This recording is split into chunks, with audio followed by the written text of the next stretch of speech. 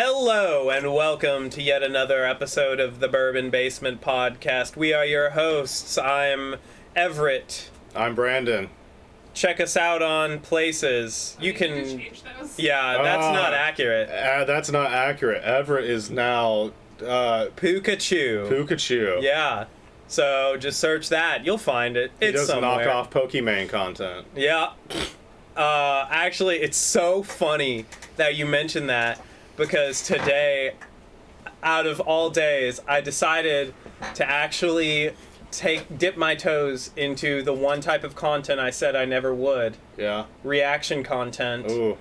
And the best part is, it's not just reaction content.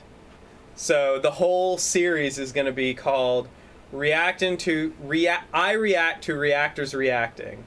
And I just watch reactors and react to their reactions. That's really meta. Right? Yeah. Like, that's the whole point, you know?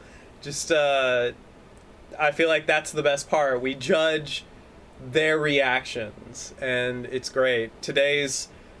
We did the number one reaction content, who only does reaction content, Sniper Wolf. And I feel like all she does is punch right down. Mm-hmm. So best way to, get views is controversy. Man, the reaction thing's been like, sidebar real quick here. The reaction stuff has been getting really meta. Like, not too long ago, I was looking up JRE on Spotify, and I noticed that there's a separate podcast called the Joe Rogan Experience, which is just a reaction podcast to the Joe Rogan Experience. Man, stuff's getting way too meta. I mean, and the fact, I feel like at this point, like, fair use is just kind of like, yeah, there's a line, and I feel like we're at that point where it's just, I mean, and it makes sense. Like, a lot of YouTubers have said that, like, it's the easiest form of content. It's the easiest way to fill dead space on your stream. It's the easiest way to, like, make, content out of nothing. It's low effort and it rakes in views, And, I mean, it's true. And, I've also heard arguments that it doesn't take away from the original content because people who would have never usually watched said content are watching it through a means that they now would. But at the same time, it's just like, it's so low effort. Like, especially today, like, I mean, my reaction content, I feel like I put more effort into than Sniper Wolf reacting to the content. And it was just like, so low effort, It was just crazy. So, I don't know, it's wild. But yeah, we've come too far. I say it all the time. I'll say it again. Take us back. So, anyway, that was a somber note. And today's bourbon is brought to you by Key, Blade, Key, Blade, and Bow. Key. It's great. Here, let me show you. It comes with a fancy little dangle key. ASMR for you. Blade and Bow. The description was really good. I really like the shape of that bottle, too. I do, too. Yeah, I like everything about it. And the guy at the liquor store was like, oh, that's a good one. Did you go to the one? Yeah. Okay. The one. Bourbon liquor store. So, it's all over the place. I mean, it's just all over the place. I'm just going to give you the brief synopsis. It's a 45.5% alcohol and 91 proof, 750 milliliters, made in the one and only Louisville, Kentucky. I just had a thought, that's all. I don't know. Sorry, I trailed off. Oh, you're good. Eventually, I was actually thinking about this on the way in, was that I'd like to do a, like, stair step, like, out of, what's that, like, clear stuff, like, plexiglass almost? Oh, like yeah. A step of plexiglass so I can run an LED under that and give it a nice underglow effect. That'd be really cool. Yeah, I think that'll be neat. And that way we can give us more room to put bottles up there and, allow us to clean up a bit. I might throw, like, some of the stupid, like, nerdy shit on top of that to kind of give it that, like, cool... I see Sonic just got at it. Yeah, I got Sonic. Sonic. Can see any of is I what know, we're that's- talking about, right? Listen, tune in for future stuff. You'll understand. So anyway, yeah, that's the bourbon we're drinking. If there's any parts on there that you want to share with the class, feel free. Inspired by the historic Stitzel Weller Distillery, established in 1935 in Louisville, Kentucky, renowned home of the world's finest bourbons. It seems like a lot of bourbons say that. Yeah. Crafted with carefully selected straight bourbon whiskeys, including the last remaining bourbon ever produced at Stitzel. Oh, so this is a blend. This is a blend. Interesting. The 5 keys of Blade and Bow once hung on the front door of the iconic Stitzel Weller Distillery. These heavy brass keys represented the 5 steps of crafting bourbon and symbolized the art of making the world's finest whiskeys. Aged in charred American white oak barrels to create whiskey with notes of sweet toasted cereal, warm winter spice, and dried fruits. That sounds great. Matured using rigorous Solera aging method, preserving our rarest whiskey stocks in the spirit of Stitzel Weller. And yeah, that's all. That's all. Nice. I was making sure I was getting multiple poses for potential thumbnails. You know, I think we might need a knife. Oh yeah? Yeah. There's one in that middle. I don't. Can you just rip the Oh key yeah, try up? the key. Yep, that's what the key's for. That's what the key's for. Never mind. It unlocks the bottle. That's actually really clever.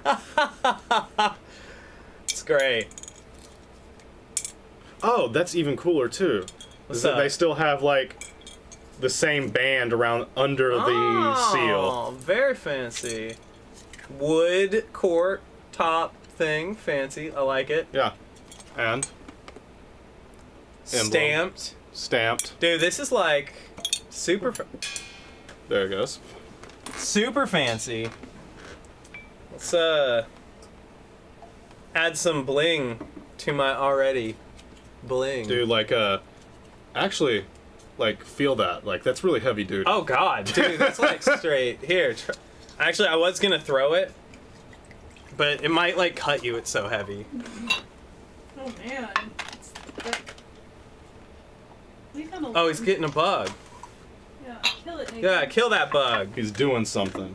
He's doing it. Do you want some burbs? Yeah. Get this burb. The burbs is the word. What is it? It's a fly, but I think he broke one of its wings. Oh, Oh. it's flying now.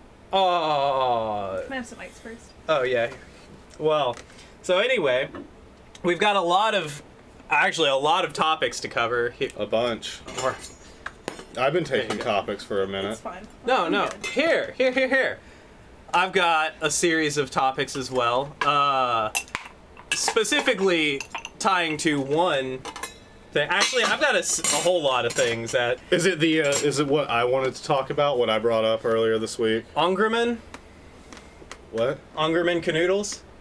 Oh, yeah. Okay. Yeah. I've got that, you know. I do also want to bring up another point that I talked about earlier, which I think that, you know, it's a brief topic, but something that's really been bothering me is, I'm just going to go ahead and say it. I despise Machine Gun Kelly. Yeah, I I know. hate Machine Gun Kelly. There's not many people that I feel like are, big fans. But- Fox seems to like him a lot. Does she, though?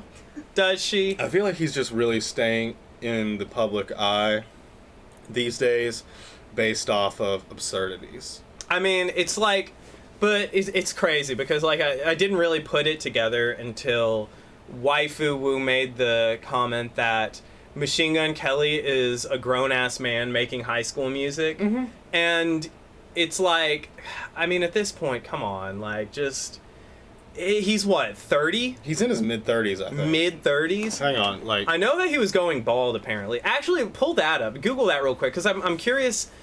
I've heard this on Female Dating Strategy. And... 32. Oh, he's 32? 32. Yeah. I'm really curious about... Because I've heard that he's going bald, or he has gone bald, and I'm I'm not really. Oh, I'm sorry. I also forgot to bring the OBS back into the bottom screen. I goofed it. That was my bad. 32. Okay.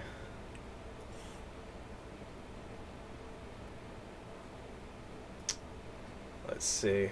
Oh my gosh. Here, go ahead and pull that up. Oh, heavens. Wait. I'm trying to switch it. Oh, you need to bring that down. I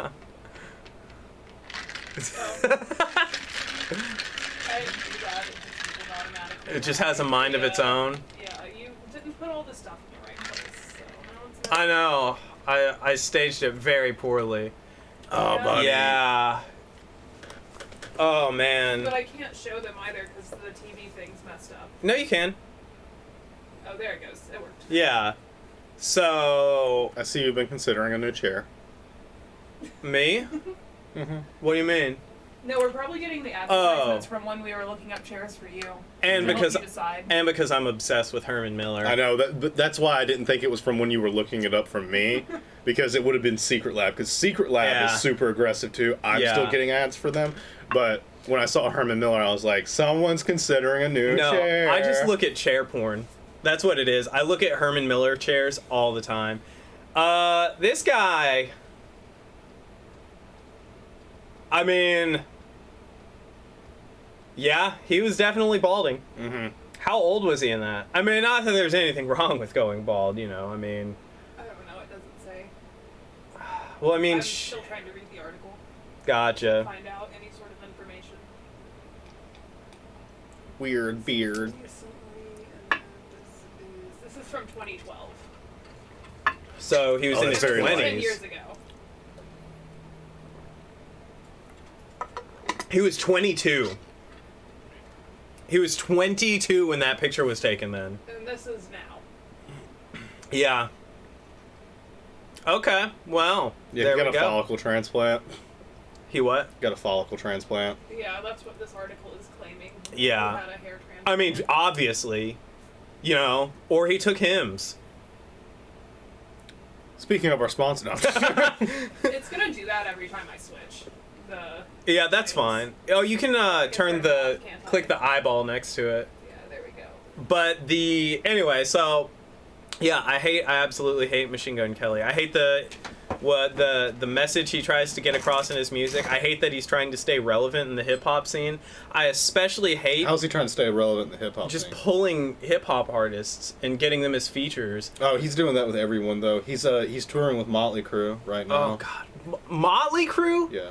I feel like Motley Crue would have kicked his ass if he didn't play the drummer dude. Tommy Lee. Yeah, in that one movie. Which I'm surprised Motley Crue is touring again, because they had like their final like farewell tour a few years back, because Mick Mars, the guitarist, was in like super poor health. And I mean, good on Machine Gun Kelly, the poster child for narcotics and making drugs cool for kids. He had like some sort of illness though. It wasn't like just like hard partying from the earlier Who? Mick Mars. No, I'm just saying that I feel like being around Machine Gun Kelly is just yeah. bad news. I mean, I don't know. I'm not a fan. I hate the message he gets across. And this is coming from me, Like, I am the worst person to take any type of influence from. But Jesus, yeah, MGK really just... Good on you, man. Good on you, I guess. So anyway, I just wanted to get that out of the way. This all stemmed from me listening to his newest album. Mm-hmm. And Yeah, I haven't done that and I won't do that. I regret that I even gave him the listen time, but it was one of those things that I just needed to get out of the way so I could fully tear into it. And every single song on that album sounds the exact same. There's no talent. I hate the inflection that he uses. It's like, it's like, do you remember Metro Station the shake, shake, a shake, shake, a shake. I know that song. Okay. I could have never in a million years told you who performed it, but yes. Yeah, it's like Machine Gun Kelly's doing a bastardized version of that. And it's like fake British accent mixed with just mental illness. From what I've heard from his most recent stuff, not that first album, but like a few of the singles that you've made me listen to, it really feels like he's just trying to rip off Blink-182 as much as he can, like their entire sound. Yeah. And Travis Barker's down with it. Yeah, I know. And Tom DeLonge doesn't care because he's got bigger things going on, you know, the aliens. Yeah. He's working with the government and the CIA, FBI, three-letter agency, alphabet soup. He's an amalgam that I wonder about often, like, especially since, like, a couple years ago, you found out that some of those Navy photos that were initially leaked were from his organization. Yeah. And then you've got the Pentagon that even brought him in for questioning, asking him how he got them. But you listen to, like, that Joe Rogan interview years ago when he first broke out, and you're like, this dude's insane. And then he actually gets something credible, and you're like, is he insane? It's kind of like that. It's like the whole Alex Jones conundrum, right? Mm-hmm. Where you're just like, this guy's his rocker. He says some off-color and out-there stuff, but sometimes... But when he's right... He's right, and he's really right. And when he's right, you're just like... It makes you question everything. You know, the how much of this, it's just wild to me. But hell, I guess that goes back to the saying, you know, a broken clock is right twice a day. Yeah, I guess so, yeah. But it's, they are broken, all of them. I'll say that much. So, the bourbon, so far, neat. Yeah, it's pretty good. It's very smooth. Yeah. Very, very smooth. Very light. Mm-hmm. Yeah. Spicy, a little bit. It is. I get a little heartburning on the end of it. Yeah, it's not nearly as bad as some of the last few we had, though. No, I was trying to remember, like... Which the last one was? We had the Old Hickory. I don't think the last one we had is up there. I think it's sitting around somewhere. Oh, it's upstairs. We never finished it. Oh. Yeah. But, yeah, this one, pretty good. I like it. So far, neat. It's definitely easy to drink neat. But, yeah, so, I guess, are we just going to jump right into the main topic? I mean, do you want to, or do you want to save it? Because I've got a few other topics. Oh, yeah, go ahead. Have you heard about Final Fantasy VII? No. They had like a big show about Final Fantasy VII the other day. Was it like a PlayStation exclusive thing or something? Yeah, but, you know, the remake's going to be, or has been an exclusive. But yeah, I didn't know if PlayStation did like a show like I don't know if it was PlayStation. Because it's like E3 season. I don't think it was PlayStation, because PlayStation had their last, God, what do they call their thing now? Is it like PlayStation Live? Oh. It's their equivalent of Nintendo Direct, because that's all they do anymore. They don't make appearances. Because E3's dead. Yeah, E3's been dead for a while. I don't know why Xbox and Nintendo still bother. PlayStation was the first to pull out, and like Nintendo has their Direct. I don't think they do E3. They just do announcements now through Xbox. You know, their own like little. Nintendo and Xbox still make appearances at E3. Oh, really? Yeah, PlayStation pulled out like right before the pandemic, I think, and they've been doing fine with their like PlayStation Showcase, I think is what. Yeah. And like Nintendo's always done Nintendo Directs. Yeah. I don't know why they're still doing it, especially because I feel like they do Nintendo Directs almost quarterly, if not more frequent. Well, E3 is not really for the people. You know, it's for like Kotaku and IGN and that's like, their time to go there and it's for like these reporters to, you know, get like inside information on upcoming tech and games and, you know, new engines and all that stuff. It's not really for the people anymore. It never was for the people. That's the thing, is, you know. And then once they finally opened it to the public, they just kind of killed it, you know. Mm-hmm. So, but anyway, so they announced it, and... Oh, so, you know, originally it was supposed to just be like a 2-part thing. Yeah. They were going to remake it, flesh it out a little bit more, tweak the story a little bit. But, you know, it was basically just supposed to be like a reimagining remake. Yeah. They announced at this show yesterday that now it is going to be 3 parts. Of course. Trilogies sell better. Mm-hmm. It's going to be 3 parts now. The next part is coming out winter of 2023. And that they also have... Whoa. Winter of 2023? Mm-hmm. Okay. So that's a year Mm-hmm. plus, a year and a half. Hold on. And then they also, not part of the trilogy, but part of the series, they have a prequel coming out winter of this year, which is a remake of Crisis Core. Back when the PSP first came out, they did a prequel to Final Fantasy VII called Final Fantasy VII Crisis Core, and they're remaking that as a full game too, and it will be out this winter. Huh. And I'm just like, there were some issues with the first one, but now I'm just really feeling like, you know, Final Fantasy VII's probably not their best game ever, the original, of course, but it's one of the more popular titles, and I feel like Square Enix is really just like...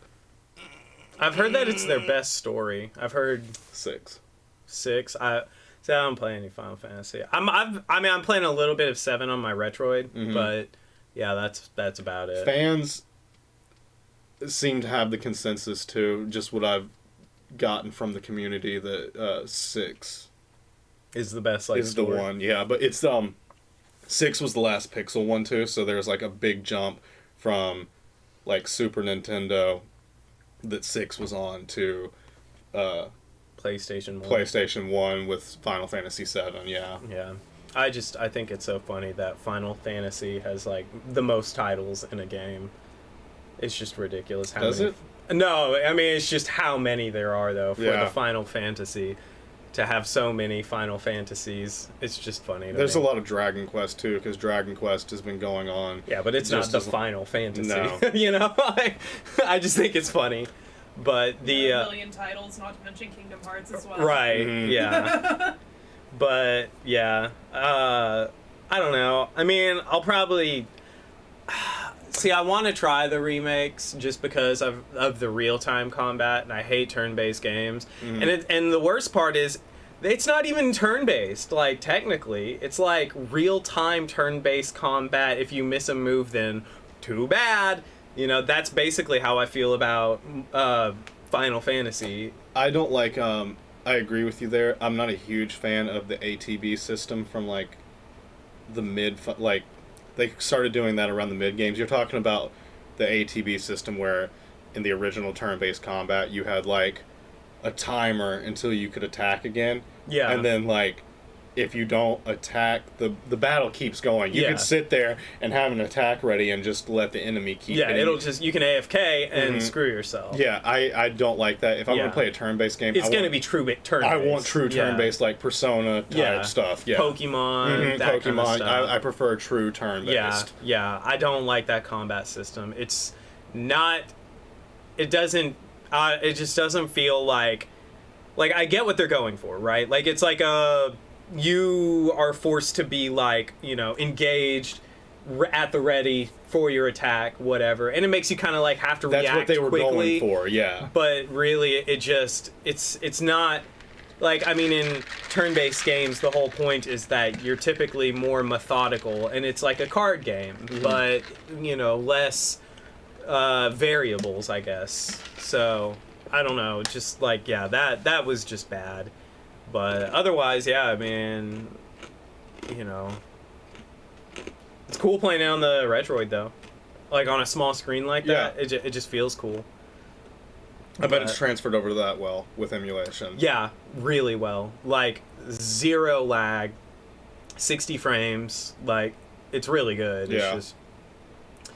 It's just hard to get into it. So, you know, there's that.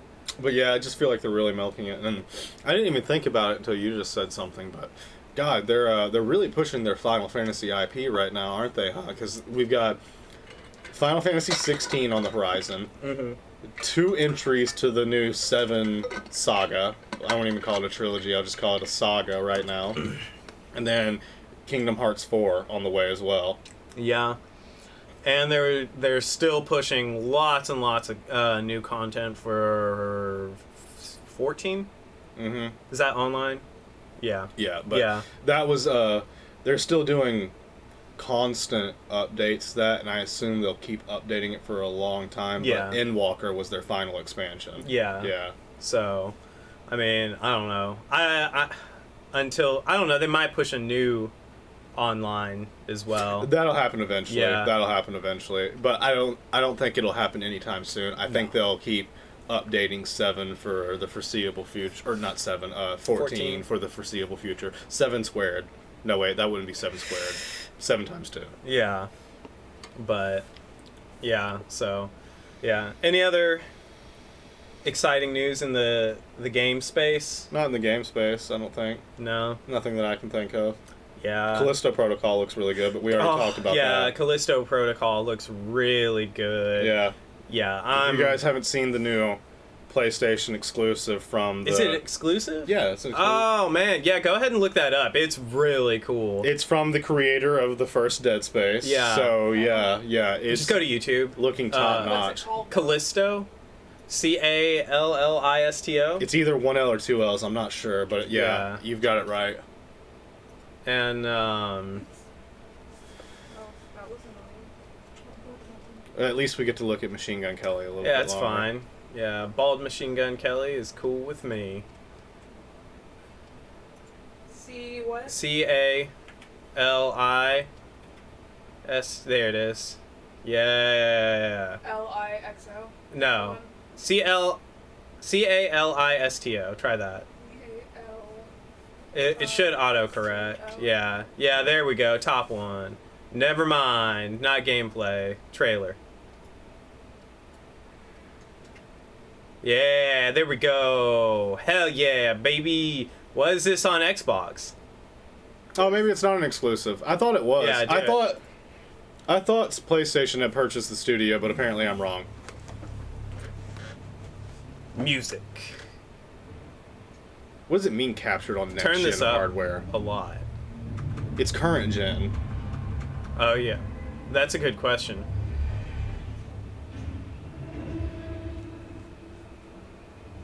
Take a look outside. Did you know they call Callisto the Dead Moon? Oh, this is gonna be good. I'm really excited, especially after beating Dead Space. Yeah. Fished you out of that We need a true Dead Space successor since EA run Dead Space into the ground. And it's got so many of the things that I like. Like, I was just admiring Dead Space, like, at the very end, especially while streaming it, how clean it is to stream. Yes. Pause it real quick right here. Oh, wait, go back a bit. And then, like, so the scene where he's walking. Yourself. Huh? You have a thing. Oh, yeah, I forget. By the way, real quick sidebar. Yeah. God, now that you've beaten Dead Space, how well does it hold up for a game from 07? It really holds up. It holds well. up very well. Yeah. So this scene right here, this is why I appreciate, like, so you notice, babe, on the back, like, I'm assuming that's I would his assume health that's a meter. health bar. Yeah. Yeah. Because this looks like actual gameplay footage, and I'm really excited that they're going back to this clean, no HUD. That's what the minimalist Yeah. HUD. I love it. Yeah. Because, and that's like, especially as a third-person game, because, you know, you've already got, like, a quarter of the screen taken up by the character, typically in third-person games, you know? Mm-hmm. And so, to completely clean up the HUD like that, and put all of the information you need on the character is like, it's already taken up, so you might as well, like, I think that's a genius. I think it's, and I was really looking at that when I, like, finished it on stream today, where I was, like, just looking at Isaac, and I'm just like, man, there's nothing on this screen, and it looks, the entire game looks like a cinematic, which is what I appreciate about it. I thought that was such a neat, like, something that you just don't really see, or you don't even think about in a game until you just, like, look at it outside of playing it, if that makes sense. And You just hit on something, though, that I actually wanted to bring up to you earlier this week, and I forgot about it. But I told you I've been watching a lot of those, like, long-form video game retrospectives. yeah, And I was listening to one while we were at work about Silent Hill, and the guy brought up something that really struck a note with me that I thought was interesting. I was wondering what you thought about it, but I think you just hinted on it there a little bit when we were talking about the minimalist HUD and the immersion and whatnot. And he was talking about how one of the later Silent Hill entries got to be tedious, where it had a bunch of tedious mechanics in it, and he said that is detrimental to a horror game, because one of the greatest things about good horror games that they pull off is that they can immerse the player so much in the game that you forget that you're playing a game, almost. And then that's how you get the fantastic effect of horror. But when you add in tedious mechanics, it removes that immersion, and you go back from living what you're playing to just playing a game, and you're conscious that you're playing a game, and it's like, yeah. And I think that it's weird too, because I guess with like most horror games are in third person perspective, and for me I guess it just feels more like you're watching a movie, right? Like I can't think of any first person horror games I've played, and actually I don't think I know of any that I've played. Like, I know there's Resident Evil games in first person. I've never played a first person Resident Evil game. Yeah, you have. Not, like, all the way through. No. Yeah, that's what I mean. Because I don't want to Because I had you try out 7. God, I hated 7. Yeah. But I don't want to speak on that without having, like, played all the way through a game like that. But with, like, and VR is different, too. Because VR is, like, totally immersive. And it's really good. It's a fully immersive experience. It is, but yeah, with this, like, yeah, I think, yeah, cleaning it up. And also, again, another problem I have with, like, things like Resident Evil is that, like, you know, you get caught doing all these, like, ridiculous side tasks where it's just, like... Especially in the later ones. Yeah. Especially in the later ones, Because, it goes from being, like, a horror game... Because, again, like, I feel like in a horror game, it's keep moving, right? It's keep moving or stay completely still, out of sight, and silent. And that's what builds horror to me. And, like, with a lot of later Silent Hill games, it's just, like, that it tried too hard to be a puzzle game, if that makes sense. But yeah, I think that, especially... Did you play Silent Hill? I have it on the Retroid. I've played a little bit of it. The controls are really hard now. Yeah. I always wanted to get into like the earlier Silent Hills, but I hear that it's kind of like that thing that I've mentioned before with retro games. There's a lot of retro games that I didn't get to play as a kid that I want to play now, but I've tried that with some of them, and some of the ones that the gameplay mechanics didn't age as well. If you don't have that nostalgia factor, in the modern day, it's very hard to get into. Very hard. Yeah, I really wanted to play it. They had it on, like, PlayStation Now or something like that. And I don't remember if it was the first one or the second one, but like, the controls are, like, inverted. Like, the movement controls are. And you, tank controls. You start in a bathroom, and I couldn't even make it out of the bathroom. I know exactly what you're talking about. Bathroom? Yeah. Yeah. Was it... It's sure it was Silent Hill? No, it's Silent Hill 1. Okay. Because I know where you're talking about. You go... You're, like, in this tiny little bathroom. And you know where even make it out. you, like, start at the car? I've never played. Oh, okay, yeah. But so... the way she said it, though, I was just asking because it reminded me... What she described sounded like Indigo Prophecy, if you've ever played Indigo Prophecy. But, yeah, it's... You start at the... What is he eating? No, what are you eating? Oh, he had like a string caught on his... He was trying to play with it, and then it got stuck in his mouth. So, you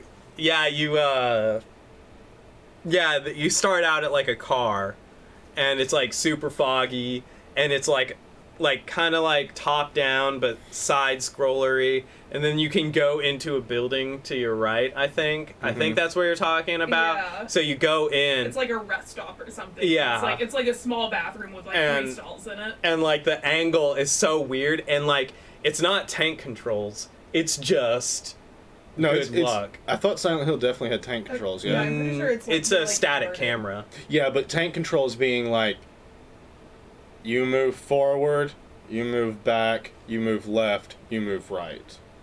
Well, I mean, there's like... that's kind of how... Yeah, you don't...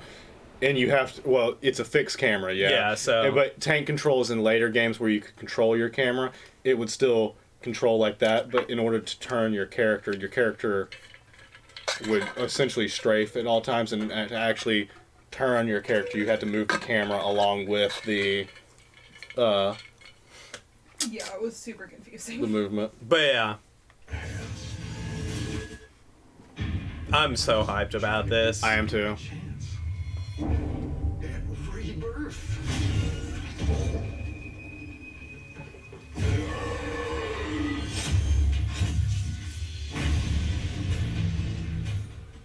I hope it has good melee combat too. Wait, can you back a little bit? Just a hair. Now, that's definitely his health bar. Oh, yeah! That's definitely his health bar. Yes! Oh, that's awesome. Yeah. That's cool. I can dig it. I didn't love notice that before that he was missing health. That's a good point. Yeah. Okay. Cool. So yeah, confirmed health bar, and I'm so on board. The lighting in this too looks really good. Just this like pause right here looks so good. The way it's, you know, going around his head, bouncing off this Cenobite's head, hitting, like, lighting is so, like, I love lighting in games, you know. I just recently last year learned that your lighting in games can make or break your graphics, because when Mass Effect Trilogy, the remastered trilogy, came out, they really didn't upgrade the graphics that much as a whole. They just upgraded the lighting, and it's a completely different thing, just with better lighting. I mean, and that's like what, like, you look at ray tracing, even like ray trace, like in Minecraft, you turn ray tracing on, it's a different game completely. Yeah. It's like stunning, you know? Yeah. It's wild. Lighting is almost more important than graphics. Yeah. Well, water. Yeah. It affects the way that water looks. It affects everything. Like, lighting is so important in a game. Shouts out to my man's Todd Howard. Games, nothing is more annoying than when it's so dark that you literally can't see what's And happening. again, that's something I appreciate about Dead Space, is there was only one time, and I knew it was intentional, because you had to rely on your flashlight. And the rest of it was good lighting. You know, you could see. And I never had to mess with the lighting or any of that in the game. And yeah, that's a great point. Yeah, it's like, how am I supposed to be scared if I can't even see what I'm supposed to be scared of? Yeah. There's something here, but I don't know what it is. And it then, could be a puppy for all I know. Yeah. If it's so bad that you have to up the brightness all the way, it ruins the immersion. Right. Yeah. Because you're supposed to not know what is around the corner. You're supposed dim is one thing, but dark is unacceptable. Yeah. There were a few parts in The Evil Within that were like that. It's like, oh yeah, God, this is so dark. Yeah. And I think that I think you're right. And a good horror game, has you questioning every single bit of gameplay, where you're just like, I don't know what is going to happen, even though I can see everything. I still don't know. You know, it's that constant state of on edge, where I feel like a lot of horror games miss the mark, is just like, it forces you to feel on edge by not being able to see anything.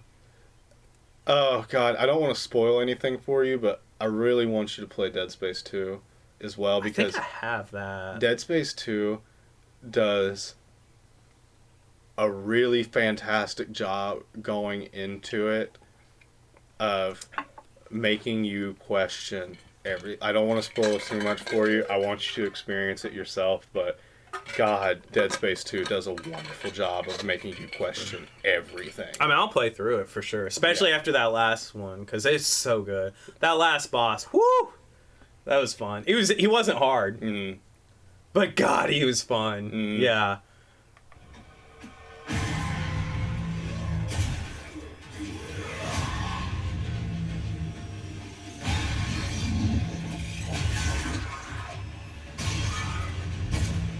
Actually, just to go back to what you said with lighting, I think that's another thing about System Shock that I think makes it, even though, again, like, the graphics aren't superb, but the lighting in it, fantastic.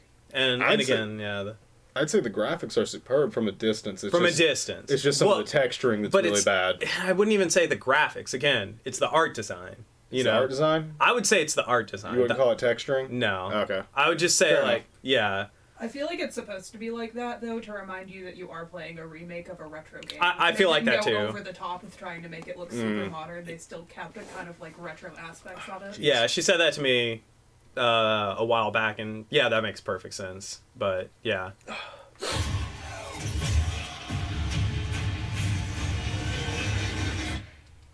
I just love that last part. This is so reminiscent. Gives me chills every time. God, I love the... I want gore. Yeah, and you just get to watch the character die over and over and over at the end. I love that because, again, it's very Dead Space. It's like, the whole point is you're gonna die, and we came up with so many different ways for you to die. December 2nd, 2022. That's this year. Woo, sheesh. Do you remember the campaign for Dead Space 2? Because they had a massive advertisement campaign. Oh, yeah, where it was just like moms playing it. No, it was the whole catchphrase or whatever, the slogan was, your mom's going to hate this game. Yeah. Yeah, I do. I loved it. Yeah. I think I like the ads. I will. I think that their ad campaign for Dead Space or was it just Dead Space 2? It was just Dead Space 2, but yeah, the campaign was, your mom's going to hate this game. Yeah, I think their whole campaign for Dead Space 2 was better than Dead Space 1 entirely. Yeah. Just the ads. Like, because it was like the OG, like, so-and-so reacts. Yeah. They put as much gore as they could into a TV commercial and had the slogan of, your mom's going to hate. And I think they did have like moms on the commercial being like, it's just unreasonable. Yeah, like, this is why I don't let my kids play video games. Like, it was the just... original version of when they show, like, elderly people, like, the WAP music video. Yeah, that's exactly it. It was so ahead of its time. It really was. Yeah, I remember that. Like, yes, I love that. It was such a good ad campaign. It came out right before my 14th birthday. My mom bought it for me for my 14th birthday. Really? Yeah. Yeah. She didn't have anything to do with it. Really? Yeah. That's so funny. But yeah, I do. I remember that. I loved those ads. Always playing on G4 TV. Mm-hmm. Am I becoming Johnny Depp? God damn. Yeah, you are. Oh, no. I'm going to start buying you bracelets now. I was actually just about to wear it as a bracelet. I promise I won't shit in your bed. Aw. No. That's what makes a fun relationship. Yeah. The surprise. There we go. I'm just kidding. I'm so JD. Oh, yeah. Anyway. God, yeah, I can't remember any. I forget. Oh, yeah, we were just going over other upcoming games that we're hyped about. Actually, I think that's it. Yeah, that's all I can think of right now. Because Breath of the Wild's next. God of War, but... God of War. I mean, duh. That just got pushed back again to 2023. What? That was months ago, though. It was... I thought it was rumored this year again. I think it got pushed back again to 2023. Still no Persona 6 announcement, but you hate Persona. But it's the 25th anniversary of Persona this year. So and it's coming to Xbox. Everyone's been hoping. And PC. Everyone's been hoping to get the next installment announcement, but that's yet to be seen. But no Switch. No Switch. Like I said, I don't think it's going to come to Switch because they've... Strikers is on Switch. Shin Megami Tensei, though, is like their Nintendo series. Their sister series, they were both started out on PlayStation, but they migrated Shin Megami Tensei to Nintendo, and Persona stayed Sony, so I don't... They added the Joker to Smash Bros. Oh yeah, they have to add it now. I don't see it coming. They have to. I don't know. But, yeah, other than that, I don't know. I mean, my entire Twitter is pretty much dedicated to just following gaming news, but yeah. I don't... And yelling at Spectrum. And yelling at Spectrum. And yelling at Spectrum most recently. That's been a great saga. It's so funny, man. Like, yeah, I think that more people, actually, I know, because more people retweet my Spectrum, like, calling out Spectrum for their shit than anything else. Because... You know what? I'd really appreciate it if when AT&T does make it out here, because they will eventually. You'll eventually have the option for fiber through AT&T. Yeah. When they make it out here, and when it's time for you to call and cancel Spectrum. Oh, I'm going to stream it. I'd love for you to invite me over, because I remember my experience, and It was about an hour and a half long experience that ended with me screaming into the phone and hanging up and walking off, and then Kendra picking it up and calling them back and taking care of it, because when I'm serious when I say it was about an hour and a half experience to no avail. And by the way, get this, when Kendra called back and actually managed to get to talk to a supervisor, he was like, she was supposed to be working on canceling your service, and she was like, yeah, and he was like, it doesn't even look like she started the form. I cannot wait. Oh God, I'll stream it. She was just like, that's their whole gimmick. They're trying to sell you on something else while you're calling. Yeah. It was about an hour and a half of me arguing with this lady, just being like, please, just cancel my service. And then it ended in just pure rage. And then Kendra called back and managed to get in touch with the supervisor, and the supervisor was like, yeah, I don't think she even started the form to cancel your service. And I was like, oh my God.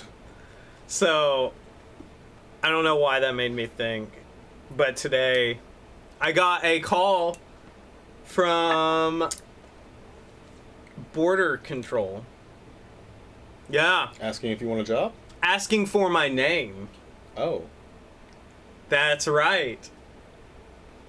And I told them it was John Snowden. And they were like, it was not... It was not legitimate? It was not a native English speaker. Okay, so it was a scam call. And it was not someone who could consent. This was a minor that called me. Really? You could tell? I could tell. Voice-wise? Voice-wise. Okay. It was a minor, prepubescent, squeaking minor, not from our country, and asking... Not even from a bordering country. Way across the river. And they were asking for my name. And I told them it was John Snowden. So, I'm probably going to have someone try to steal at least my phone number or something. That was like the first thing, because if Border Control calls you, if they ever would call you... Besides just showing up at... Did they actually announce themselves as Border Control? Yeah, this is Border Control.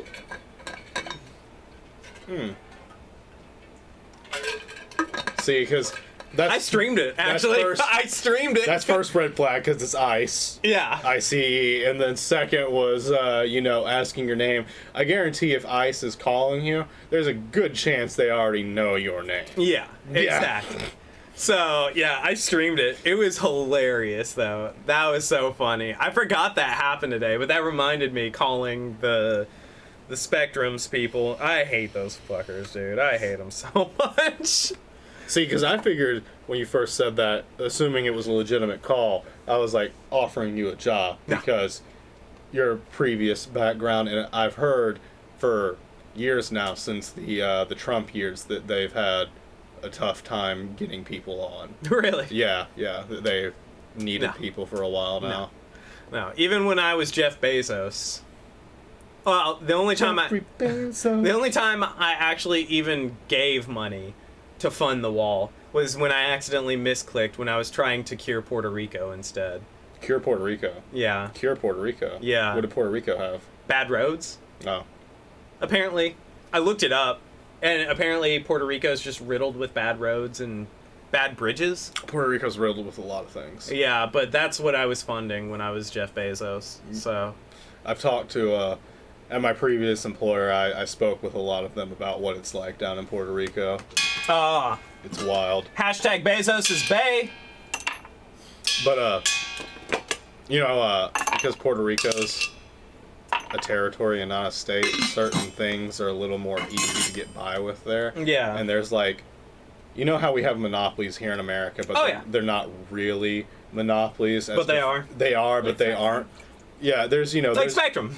Like Spectrum, like Disney. There's anyway, disregarding that, like, they have full-on monopolies down in Puerto Rico. Rico. There is... The electricity company down in Puerto Rico is owned by one person. There's only one electricity company, and he completely controls the price entirely. Yeah. Okay. Yeah. He. I love it. He. Just one guy. He. Yeah. The dude owns the entire Electric grid. Yeah, down in Puerto Rico, and he controls the prices, which is why my previous employer moved up here to begin with, because electricity was so insanely priced down in Puerto Rico because he controls the price. This one guy, I don't know who it is, never looked into it. Actually, I'm just talking out my ass. This is completely unverified, but the way they talked is that there's one man down in Puerto Rico that provides electricity to the or territory, I guess would be the proper term. Yeah. And that he completely controls the price. So is Puerto Rico technically not a country? It's a territory of the United States. So is it not a country, though? I don't know what... That's tough. It's a country, but like... But it's not? I assume the proper way to refer to it is a territory of the United States. You know they've been vying for statehood for a long time. Yeah, I do know that. Yeah. But yeah, so if it's technically not a country... It is a country. I've always considered it's a country, but America doesn't consider it a country. It's a territory of the United States. Like, legally speaking, we own it, but it's not as important to us as the actual states. That's a great way of putting it. We own it, but it's not. It's kind of like the trailer park of America. Yes. In America's eyes, not mine. In America's eyes, yeah. Not to say that Puerto Rico's... Yeah, trust me. I fucking hate that shit. Like, America, fucking get your shit together and maybe treat your properties like your properties. Although Puerto Rico might have its problems, I admire Puerto Ricans a lot because they seem like a very fun people. Yeah, they're awesome. Yeah, like they have a lot of fun. Anyway. Not to shit on Puerto Rico, trust me. Yeah. I'm shitting on America. We're shitting on America here. But, yeah, I don't know, like, yeah, I know that it's got all kinds of fucking problems, and America seems to do fuck all about it. Like, that's so, and if it's, I don't know, don't get me started, okay? Before we get into our main topic, yes. I just thought of something else that's interesting. I had a few other topics, but they're not as interesting, but I just thought of one that I heard the other day that's very interesting. Kind of not, but it's just trash that's fun to talk about. But on the podcast, like I said, I don't listen to it. I just saw an article about this, which I can't believe anyone's actually writing articles about this, because who gives a shit really with everything we've got going on. But regardless, this is what draws eyes. Apparently, on the podcast Impulsive. Oh, go on. I'm interested. Logan Paul started talking about how Jake is broke. Now, a lot of people are assuming this is somewhat of an exaggeration. Okay. Somewhat of an exaggeration, but not an insanely far-reaching hyperbole or exaggeration. But Logan started going on about how Jake is broke because he made, like, a ton of money last year doing the boxing and all that on top of his YouTube channel, but that he dumped it all into crypto, and that he's hurting a little bit right now on top of his lawsuits for pushing ads to scam minors. Coins. Oh. Yeah. Well, that's not going to go anywhere. The lawsuits. I mean, it's just... No, that'll get... But, like... I mean, didn't... He also scammed himself. Actually, did you see that Elon Musk is also... Oh, yeah, he's getting hit for that, too. Yeah. For Doge. For shilling Doge. For shilling Doge. Yeah. That's also not going to go anywhere. God! Still kind of funny. Also, did you hear that, Yeah. that auto-drive Teslas so far have been in 273 wrecks this year? Well, how does that rate to Teslas statistically to regular wrecks? I mean, I'm sure it's probably an improvement, but it's not the... So, here's the hard thing, though, and we can't do this without the actual data, No, which we need is probably statistics. locked away in Tesla's vault. Yeah. But I'd be curious, one, how many people pay for self-driving, right? Because Is it a subscription Yes. thing? I didn't know It's- that. a ridiculous amount. Now, you can pay for just a month of self-driving. So you can either pay bi-monthly, or you can either pay monthly, or you can pay a yearly subscription. So I was actually talking to someone, he owns a Tesla, and he drives way the fuck out. So you do know someone that owns a Tesla? Yeah, I know a lot of people own Teslas. Tell me, give me the inside scoop on like what it's like to own a Tesla from what you've gathered from them. It's neat. Being inside of a Tesla that's the thing. Outside of Tesla, you're looking at literally like my shit that I just took 30 minutes before you got here was like way prettier than that, and it was a fucking meat shit. I think they're ugly. Yeah. Yeah, but inside of a Tesla, it's like an iPhone, right? Being inside of a Tesla is like looking at an iPhone. There's no personality. There's no fucking fancy shit. It's very simple. Literally a toddler could get in it and probably drive from here all the way to, across the country, right? And be totally fine, not get in a wreck, because it's so simple. Old people, could probably drive Teslas and not have to worry about taking away their licenses. What's the braking system called? Because they have an automatic braking system where... Yeah, auto brake. Yeah, I don't know what it's called. But where if it senses, because it has sensors all over the car, if it senses you approaching an obstacle, we'll just call it an obstacle to make it generalized, it'll automatically start braking. I don't know the name of it, but yeah, it does have that. It does have flaws, i.e.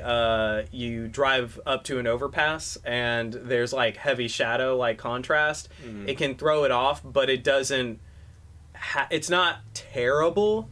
You'll be going 75 and then you go down to 40, but it's not, granted, if someone's tailgating you, they're going to rear end you because, the brakes on it are great too, but not everyone has great brakes. Actually, I didn't even think about that when I read that statistic, but it didn't say in the statistic that the Teslas were at fault. Yeah, how many rear-ended? That's when you just brought that up, that made me think about that I wasn't thinking about the statistic in the right light, honestly.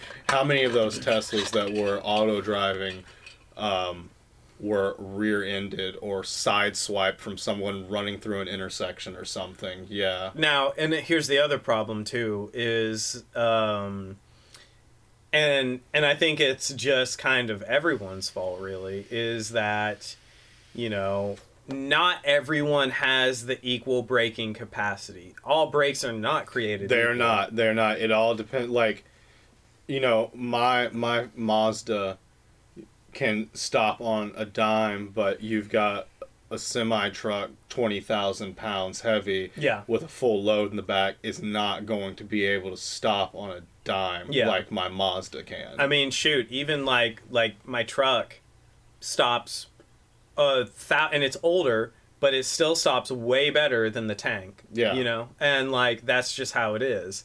And so, you factor that in.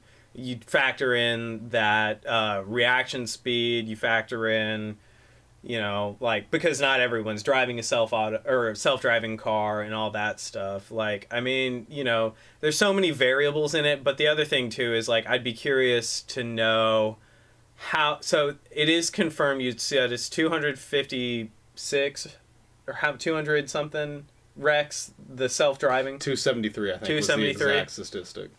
So if it's 273, I'd be curious to know how many of those were the Tesla at fault. Yeah, how many of them were Teslas at fault? 2, then to take how many people how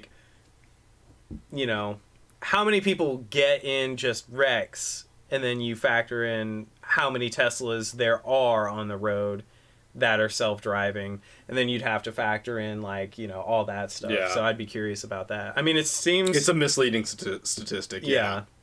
And that's all it is anymore. Too is it's all clickbait. Everything is. And everyone fucking falls for it too in some form or another. Yeah. Yeah. You can be privy to a lot of it, but you're going to fall victim to an event. Yeah. I think that's the perfect thing is that it's everyone does it, shit, we do it on the podcast, but that's all we're doing is talking shit. That's what's fun. Yeah, exactly.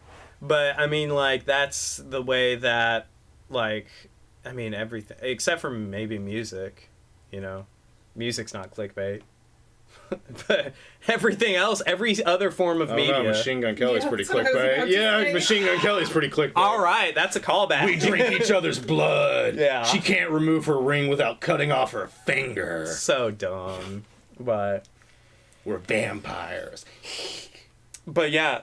So you've never been in a Tesla? No, I've never been in a Tesla. I'd like to ride in a Tesla, just to see what it's like, because I hear it's quiet. Very cool about the acceleration. That's not just something I've gotten from like Yeah, JR. it's a rocket ship. That's what like. It's Yeah. It's like, you know, a normal car, you got shifting. It's like you put your foot down on the gas, You're gone. 80 miles an hour. Yeah. We were merging on to the hardest highway in America to merge onto, and a left turn, and we were from the left turn. The highway Yeah. that your former work. We were gone. Yeah. We were gone. Like it was gone by the time that like I actually could pull myself out of the chair, because it throws you back, and it's fast. It's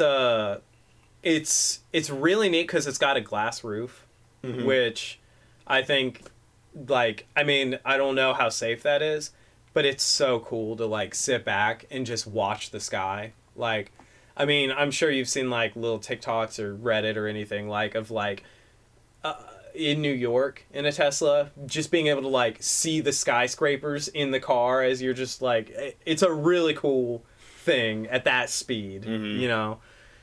The sound system's great. It's quiet as hell.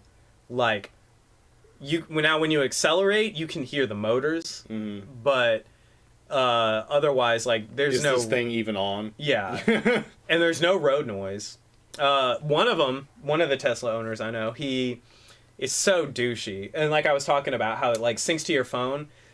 He was walking outside, and the car was driving up to him. It's got a valet on it.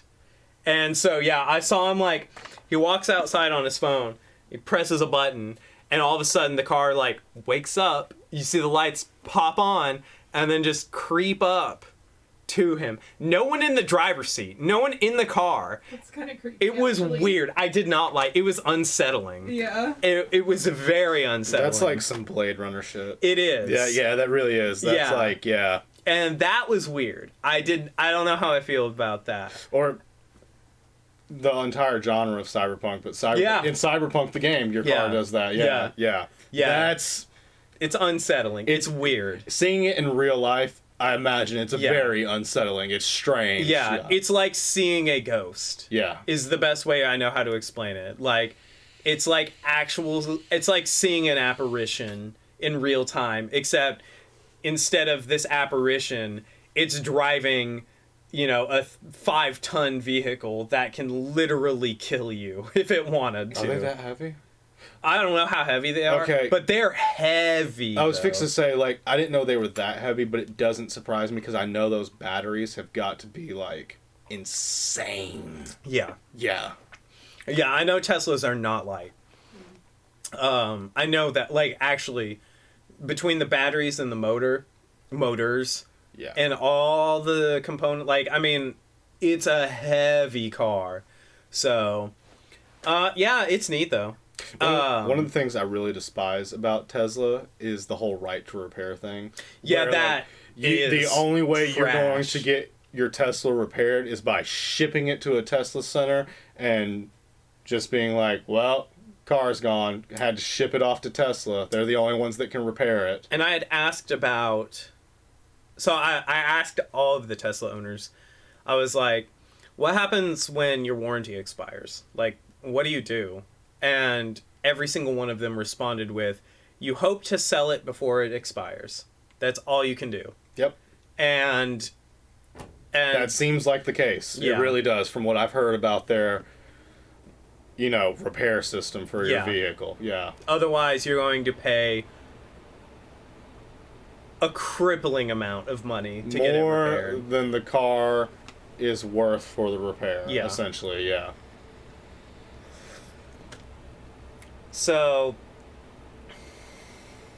and here's the thing too, like, if you're driving an if you're driving an electric vehicle for the environment, go fuck yourself, because you're not making a fucking difference. No.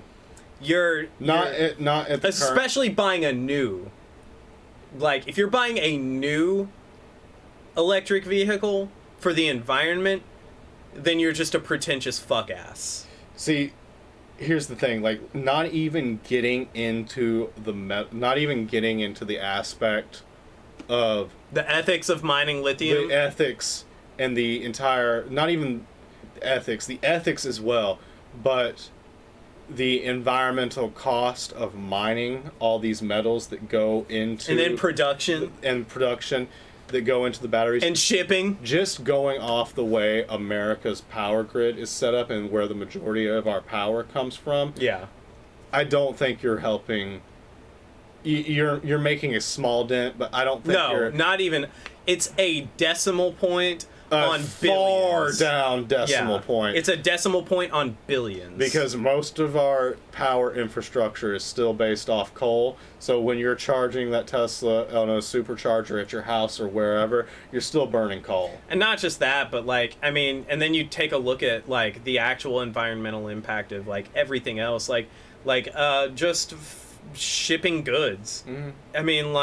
I mean that's the majority of the environmental impact anyway, is like the transport, overseas transport and all that stuff, you know, commerce, shipping between here, China, and it's set across overseas. Like, I mean, these giant ships, I mean, like, and then you've got like all these factories who give a fuck about like the environment, you know. And then you take somewhere that's way less regulated than America, China, but like, how so? China's gives way less a shit about like their standards on like clean energy than the Not US. Not recently. Really? Not. Have you seen pictures? No, like I'm talking very recently, like past year or two. They've started clamping down on that hard. That was one of the reasons why they banned crypto to begin with, was because. They say that, but no. No, and I guarantee the reason. No, and everyone knows the reason why they really banned crypto was actually just because China is on the like they're the very first. If anyone's going to, and they're the closest to implementing a digital currency, like centralized digital currency. Definitely. They're already like it's already.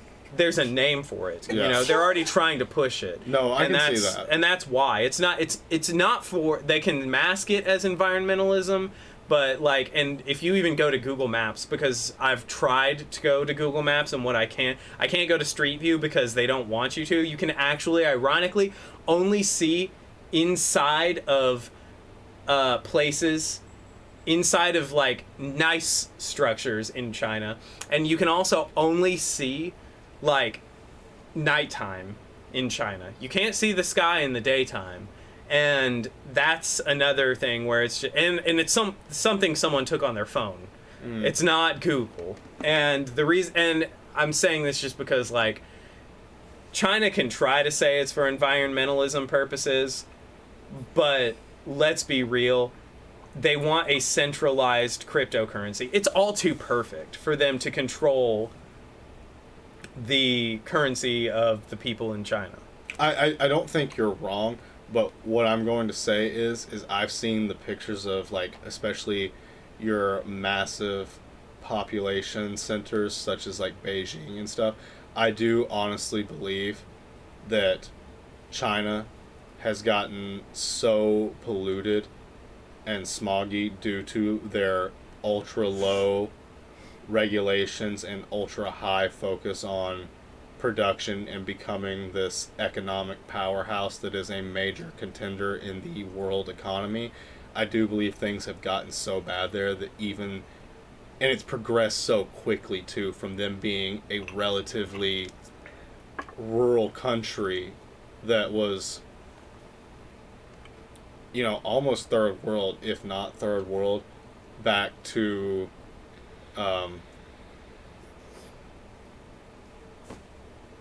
Now I'm blanking.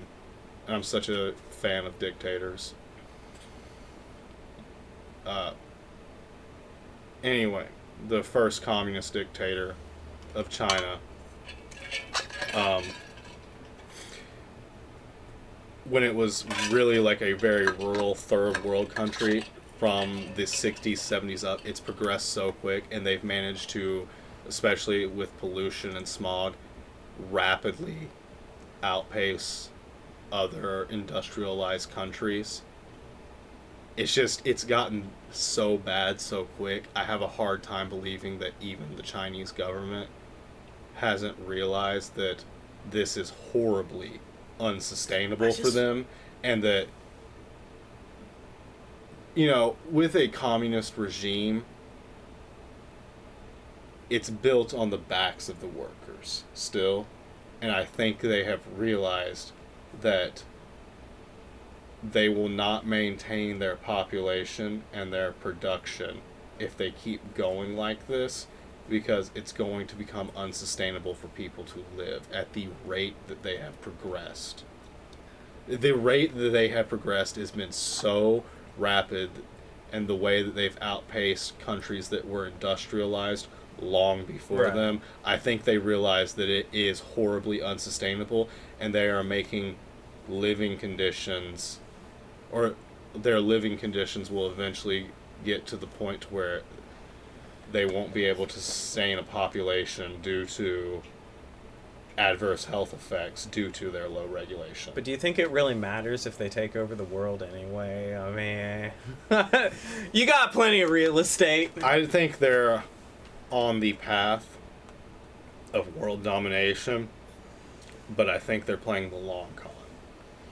They're not trying to do what our boy Vladdy's doing? No. I think they're playing the long con. Things like fentanyl production in China. Oh, God. Things like, originally, the same places that are producing fentanyl in China were the same places that were producing bath salts and spice and all that stuff. I think they're playing the long con. I don't think China's aggressive in the sense that they're going to be like our boy Vlad in Russia, and they're just going to go. Well, they're playing in the cyberspace. They're playing in the cyberspace. And they're playing in a psychological in the drugs. warfare, in the drugs. They're selling drugs that they know are going through the Mexican cartel, and they're coming up. I think they're trying to kill other major players in the world economy off slowly. Oh, yeah. I think they've got the long con going for them, which also is, once again, comes back into, if they're playing the long con, I think they realize that their current system, or their system that they were going off of, as far as environmental goes, that it's not sustainable for their people if they want to keep up at the current rate that they've been keeping at. So they have to make adjustments, but I do believe that they're in the global domination long con. Hear me out. Okay. The U.S. is well aware of this, and our boy Joe is on the phone with our boy Jing, and they're like, when's that shipment of our Fenties coming in? You know, we're just pushing the Fenties. We're population controlling. You know, I've been on that Alex Jones kick. You know, I think it's all the new, what is it that they call the New World Order? NWO. Yeah, baby. Listen, I subscribe to the NWO. I want to be a part of it. Get me in early. I want to be an early adopter, okay? Just cut me in. You know, I'm climbing my ranks. I can influence the minors into buying into whatever propaganda you want. All right? I'm fine with it. Okay? I'm the perfect platform you're looking for, you know? I'm relatable. You know, we feel like there's a bond between us, but, you know, it's just a parasocial relationship between you and me. But that's fine. Cut me in. Give me some cash. You know? I'll push whatever you want. That's my plug for the day. So anyway... I'll sell out with you. Yeah. Don't get me wrong. I'll sell out with Let's you. do it. Let's go. Listen, Joe. Listen, Jing. Cut us in. All right? I don't do drugs. I'll sell the fentanyls, no problem. But CIA, DEA, get off my asshole. God. And border control. And border control, apparently. Fuck. This is border control. This is border control. That's who called. So anyway, main topic of the day. Main topic of the day. Here we finally are. Here we are. Obi-Wan Kenoodles. Obi-Wan Kenoodles. Toilet paper. Toilet paper. For some reason. I was drunk when I took these notes. It is toilet paper. I mean, you can see my handwriting, right? Mm-hmm. Here, let's just... Here, move that over there. I want to... Can I be honest with you, though? Can I be honest Yeah. with you? I've seen your handwriting sober and drunk for a while now, and I think you're one of the few people that has worse handwriting than me. Let's just... So people can see what my notes look like. These are my notes. Good luck trying to read them. You can't. I'm also illegible, though. I'm very illegible. Try to read the first page and share with the class. Obi-Wan Kenoodles TP, Episode 1, like repetition of Kenoodles Day. Today, lighty action scenes. Uneven. Dislike filler scene with Linda running from adults like, what's a stick? How to step over. Hanging Jedi guy, a noose. Would lose less string racial diversity in a universe who only one black guy exists. Redneck accent. Ow. Ratatouille.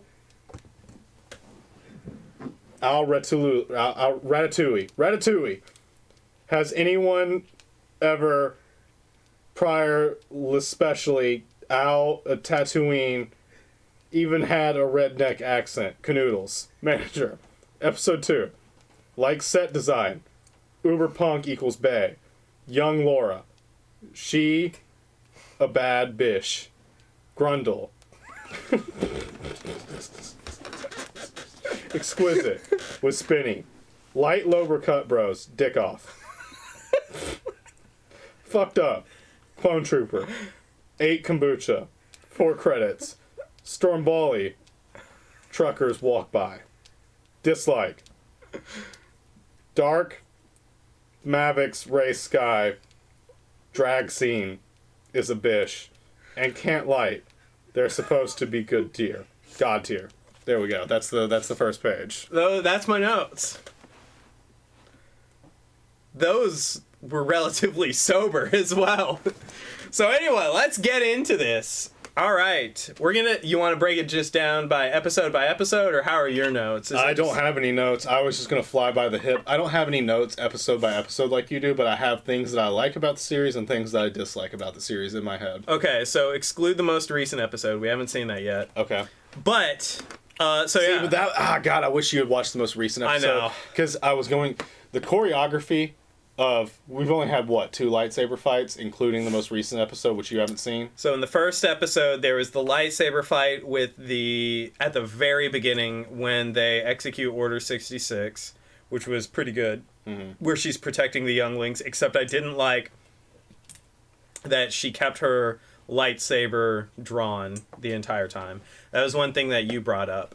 And she's getting this close to the children she as was well. Dangerously close. Children. And I get that she's a master, right? Mm-hmm. But that is very unlike a Jedi, where anytime the lightsaber never consistently stays drawn, unless you're Darth Vader, which Darth Vader is notorious for leaving his lightsaber drawn. And I think that it's also just because, mechanics are less reliable, right? I'm willing to let that slide for that argument because he's slower. We know this. Master or not, it's still kind of irresponsible to have your lightsaber out. Well, and that's what I was gonna say. Kind of unpredictable. But because in Star Wars, you also got to forget we have an entire 9 series. 9 episodes of 9 main movies of lightsaber usage, and they never consistently keep their lightsaber drawn, right? Until they're actual, it's like a gun, right? Your finger doesn't touch the trigger until you're ready to actually fire, at whatever you plan on destroying. That's like one of the fucking main rules of a firearm. It's the same thing with a lightsaber. To keep your lightsaber drawn, especially within the vicinity of children, especially if you're playing even by the rules of a fucking pocket knife, you know, you've heard of the blood circle. If you can touch someone with a fucking pocket knife with the knife closed, then you're too fucking close. You shouldn't be using it, right? Typically.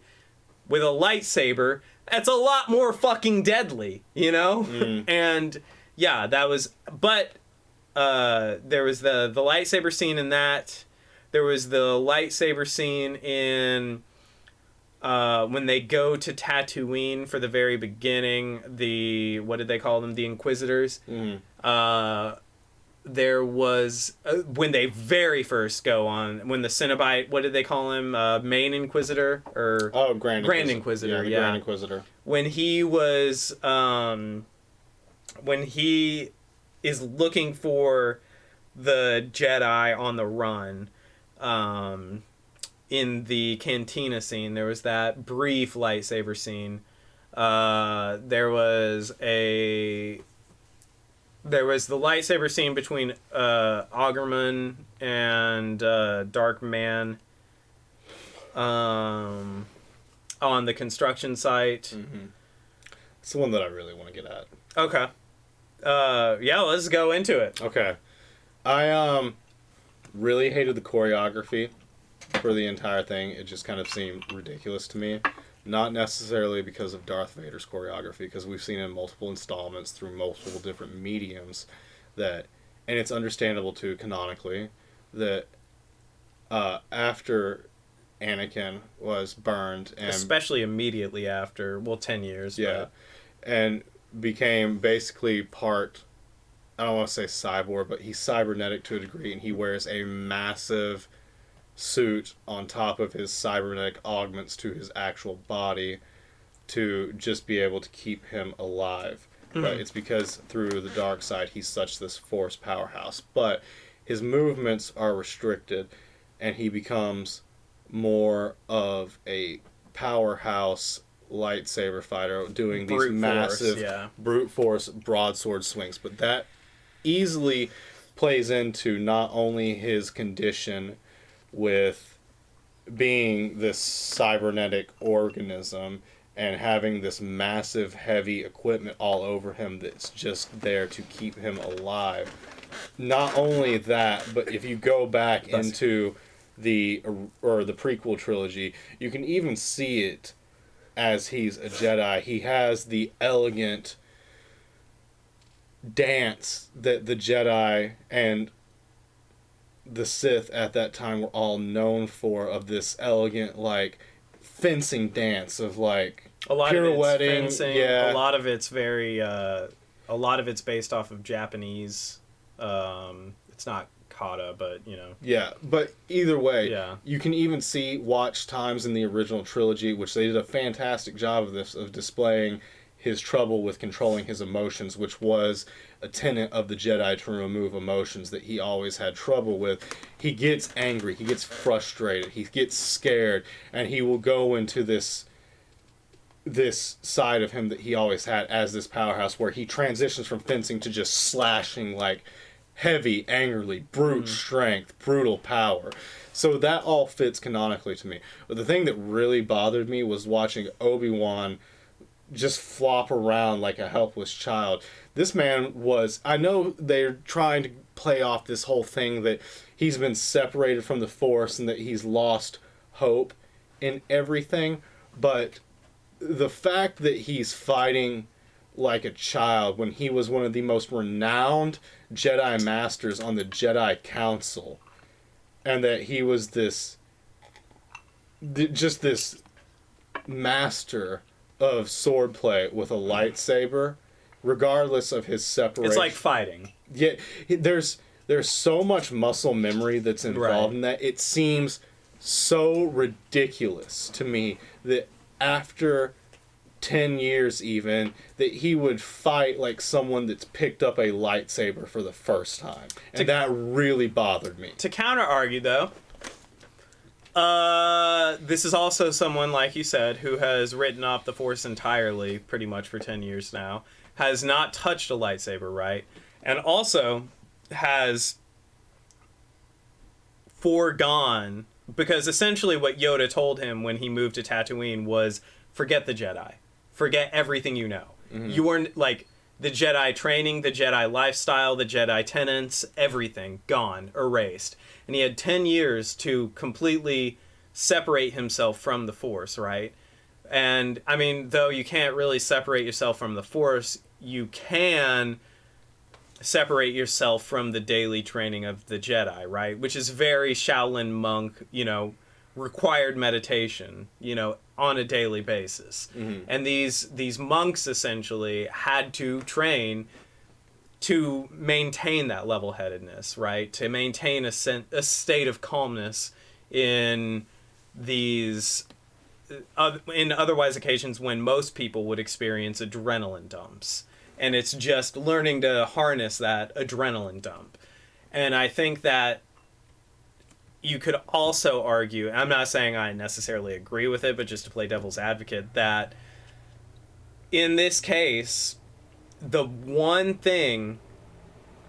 only thing that he never got over was the loss of not just his Padawan, but his best friend. No, I fully recognize that. Yeah, I do. And you have to also remember that essentially he's facing not the ghost of his best friend, not even his best friend, but this weird, like, duality of the person that killed his best friend and the potential to also bring his best friend back to life, right?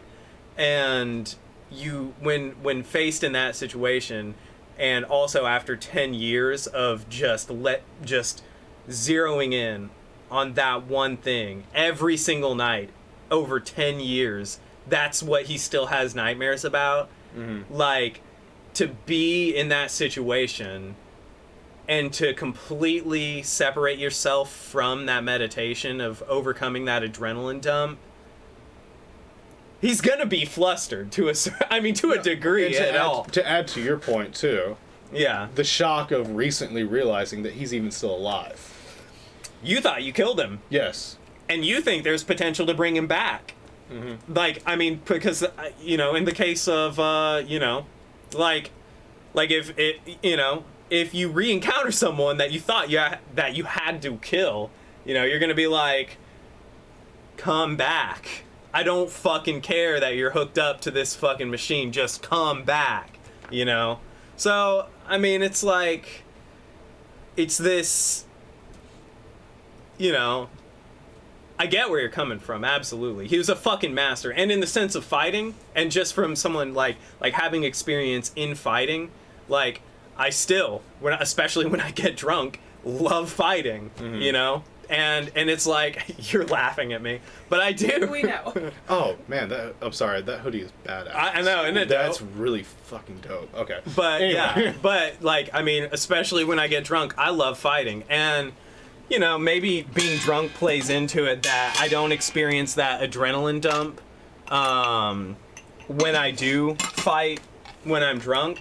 But, I mean, like, when I'm sober, yeah, if I'm confronted with, like, an actual fight, I feel the adrenaline still. Oh, yeah. Like, unlike when I did when I was younger, when it was just every day that I was fighting. And so, I mean, you know, I mean, I get both sides of it. I think that they kind of, do you need more? It doesn't matter to me. Like, I feel like they kind of downplayed his capability. I mean, you know, I mean, but canonically speaking also, they always downplay someone's ability in Star Wars. Mace Windu was like one of the... I always go back to Mace Windu, because Mace Windu's like one of the most egregious points of the... I simp over Mace Windu so bad. Here's the thing, like, the fact that he was so easily tricked and defeated by Palpatine is abhorrent to me, and it's one of the most glaring plot holes in the prequel trilogy, because if you look at the lore around Mace Windu, he's the second most powerful Jedi in the Jedi Order. Yeah. He's a powerhouse. Yeah. And he's second to Yoda, essentially only in wisdom because of age. I find it, there's no way that he would have been that easily fooled by Palpatine to die like that. Yeah, Yes. No exactly. Way. No way. No Another way. thing that I feel like kind of plays into like the ineptness of certain characters that should be able to like overcome this easily is that cantina fight scene where they're like trying to hunt down the Jedi. Oh, that's part of my notes too. Yeah, and like he runs off and he like knocks something down, but and they're just like, oh, there's something on our way. It's like some sticks and some cloth. Like, you can move that with your hands, let alone your freaking lightsaber. Remember, I've got pages of notes. So, I thought that was super annoying. It's just like, you have the ability to move this. I could move that as a regular human being. Like. But I want to go over the rest of Brandon's points before I just start fucking tearing into this shit. Because I've got a lot to tear into. But go on. Yeah. But, where was I? Okay. But yeah, overall, like, I get the emotional struggle that they were trying to go for. Oh, yeah, entirely. But to flop around like a fucking dead fish. To flop around like a child, and especially knowing, like, the only thing that I think is added in the fight that's in episode 4, 3? Which one? Between Obi-Wan and... I can't remember which episode is 3. Between Vader and Obi-Wan? Anakin Vader or Vader? Vader and Obi-Wan. Oh, that's episode 5. No, 5 just came out. I just watched 5. Oh, you mean in the show? Sorry. Yes. I think it's episode 3. Yeah. Anyway, getting back to that, the only thing that's added in that fight, aside from the fight on Mustafar. Yeah, it's episode 3. Yeah. Aside from the fight on Mustafar, the Duel of the Fates, the end of episode 3, only emotional layer, in my opinion, that's added onto that is the shock of realizing that Anakin's still alive. Yeah. And then, of course, the 10 years from not using a lightsaber. But Yeah. this is, once again, going back... Or meditating. Yes. This is still a master on the Jedi Council. Yeah, one of the most revered Jedi that's ever lived. I just... The way he flops around like a dead fish, like a youngling that's just picked up a lightsaber for the first time, it's just completely unreasonable to me. Here's one other thing I will actually say that as you're saying this, I just realized. Darth Vader had 10 years. I like how you're gripping the key as you talk. You played with it the whole time. Earlier, you were like talking, and the whole time he was like whipping it into his hand, and I kept seeing it out of the corner of my eye and thinking he was going, "Come on." No, yeah. So Darth Vader had 10 years to practice, not just with his new body, not with just his new, like, figuring out his new skill, but also 10 years to hone in the dark side of the Force, right? While Obi-Wan is getting weaker, Darth Vader is getting stronger. You're right, yeah. And something that I think is easy to overlook and just kind of clicked is the Force isn't just something that you use, but it's something you feel. And I think that it really does a good job of showing the different, how deep Anakin had gone in the dark side, while Obi-Wan had just let the entire use of the Force dwindle. And I think that it's almost like you know how, like, when you go into a room and you feel like tension, right? It's like that, but I would imagine like an actual water pressure around you, because you suddenly you're in the presence of something that is just, it's like being in the presence of what I would imagine being in the presence of a Dementor is like, you know, where it just sucks the life out of you, right? Like, Darth Vader is just this crushing force of raw power, and rage, and someone who hasn't been able to tune out certain frequencies to feel that crushing power just around you, I think in a way that it's not necessarily to show how. I think it's in a way it's to show how far Obi-Wan had just kind of not forgotten, but put the Force out of his mind, but also to show that how far that Anakin or Darth Vader has really just fucking far gone. Like, just how harnessed his rage. Yeah, Yes. yeah. Can I bring up something? Like, I have one final point that I want to make about the whole Darth Vader thing, and then I'll secede to you. That's good. I like this. I do. I want to hear, I want to hear your rant. This is what I wanted when I said I wanted to talk to you about it, and I wanted you to watch it. You just like hearing me rant? I want to hear your rant. I do. I want to hear your rant. But can I bring up one point? Yeah. The reason I'm asking is, let me get to this, is you might have to cut this out of the video later, but can I bring up something, and can we watch a video on YouTube that you might have to cut out later? I don't know if you're going to have to cut it out later, but there's just a point I want to make. Okay. It's from... Can we look up the Darth Vader scenes from Jedi Fallen Order? Yeah, go ahead. I mean, it's... Are you invested in spoilers in that game? Because I know you didn't complete it with me. No. Okay. No. There's so many... Okay, see, I get this with the original trilogy. They could never really convey how powerful Darth Vader was. So a lot of the power that Darth Vader has was conveyed through other mediums like comic books, novels, and even books and But I was cartoons, going to say, Jedi Fallen Order, I was really disappointed because now there's a lot of special effects that can really display the power that Darth Vader is alluded to have in the original trilogy, alluded because they didn't have the special effects for it. And the best medium I've ever seen that has, in a non-written structure, is Jedi Fallen Order. The Vader scenes at the very end of Jedi Fallen Order are terrifying. And I mean, do you recognize them? Yeah, that's it. Which one? I don't know any of them. It's a short sequence at the very end of the game. This one? Yeah, it's just a handful of cutscenes at the very end of the game. Try one. Any of them will show it though. But Jesus, I've screwed myself looking at chair porn. Anyway, nothing conveys the strength of Darth Vader like Jedi Fallen Order, and I was really hoping to see this in the Obi-Wan series, and I just have not seen it yet. Oh, this is cool. I didn't... Really upsetting. Oh, this is neat. What, in the Inquisitor's interrogation chamber? You can skip the boss fight with, what's her name? Well, I don't know if it shows it. I'll watch it. Okay. This is a 12-minute video. That's fine. I got control right now. I love these lightsabers. That's one thing I want to say.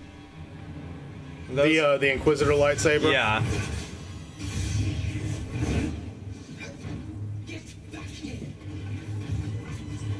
That's how I play Dark Souls.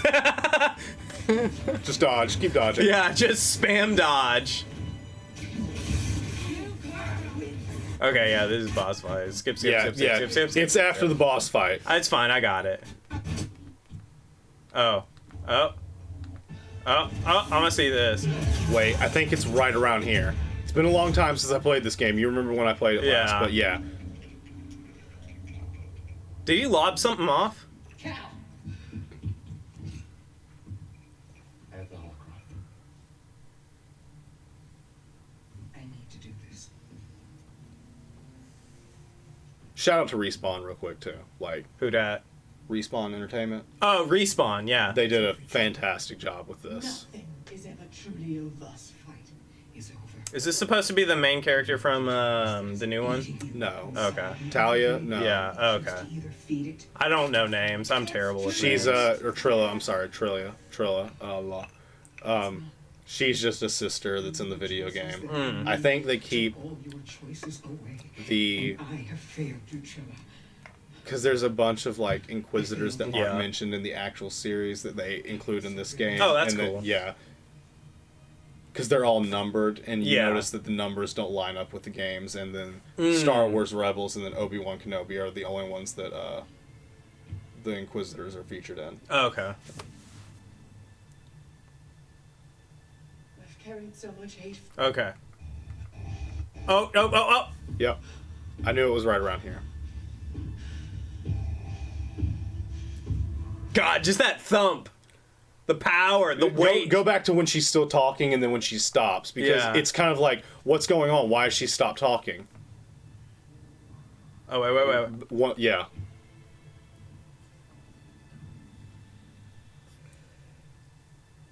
I've carried so much hate for you. She realizes already that he's watching. Yep. Oh, and then the eye movement. Yep, and then, you know she's grabbed.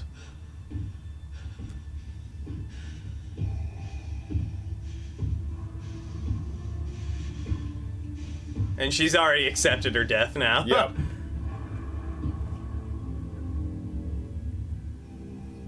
That doesn't look good.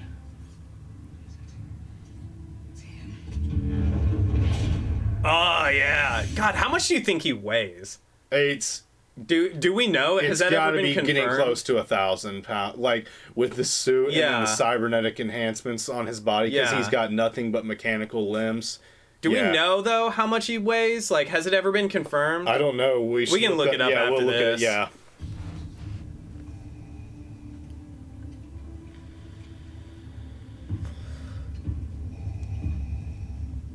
You have failed me, Inquisitor.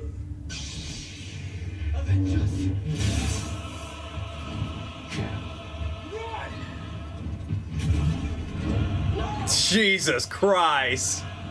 But yeah, this entire sequence, nothing conveys the power of Darth Vader like this in sequence to Jedi Fallen Order. God, I need to play this. Probably. Yeah.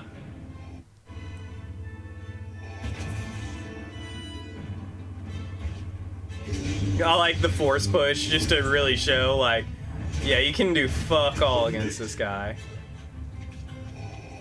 And that's the point at the end of this, like, you fight him for a second to make you feel power. You're powerless. Yeah. Against him.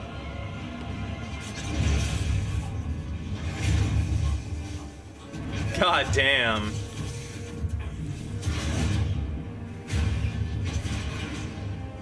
We gotta run.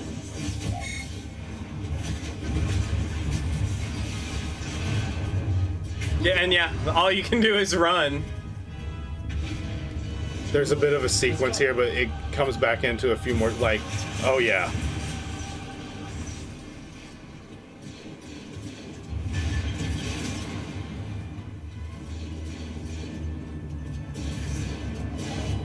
I need backup to kill. Let's get out of here. Just the fucking... Stay back. That's a callback. Yep. Episode 1. Yeah. I always thought that was so cool.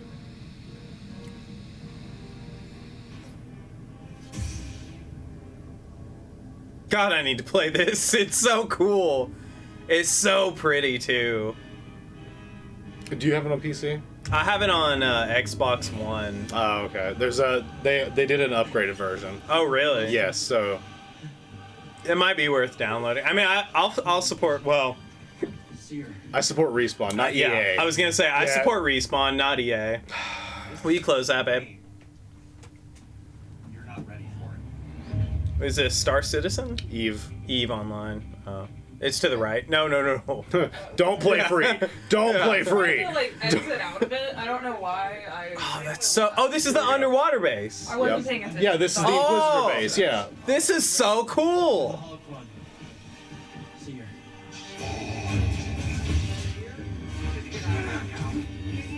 But again, still same fighting style. Yeah, that I love that agree they with. maintain It's that, Obi-Wan yeah. that I had the issue with, yes. Right. He's a powerhouse. Tried He's to slinging EMP. a broadsword. He's not fencing. Yeah. This. Oh, shit. The holocron. I'll never give it to you. We shall see.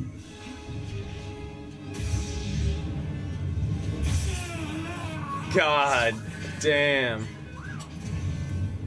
That's a lung. I won't let you take those children.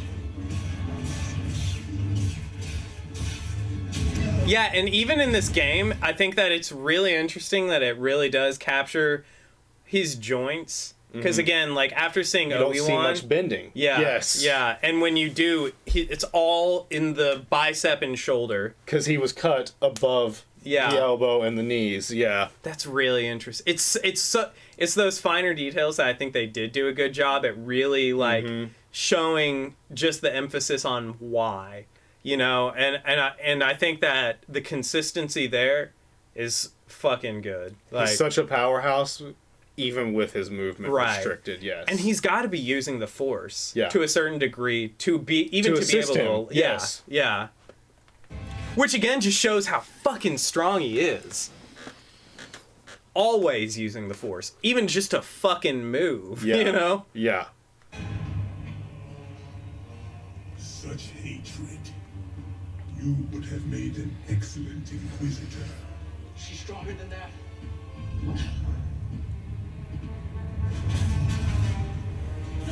No! Yes. Strong with the dark side. Seer. I can feel it inside of her.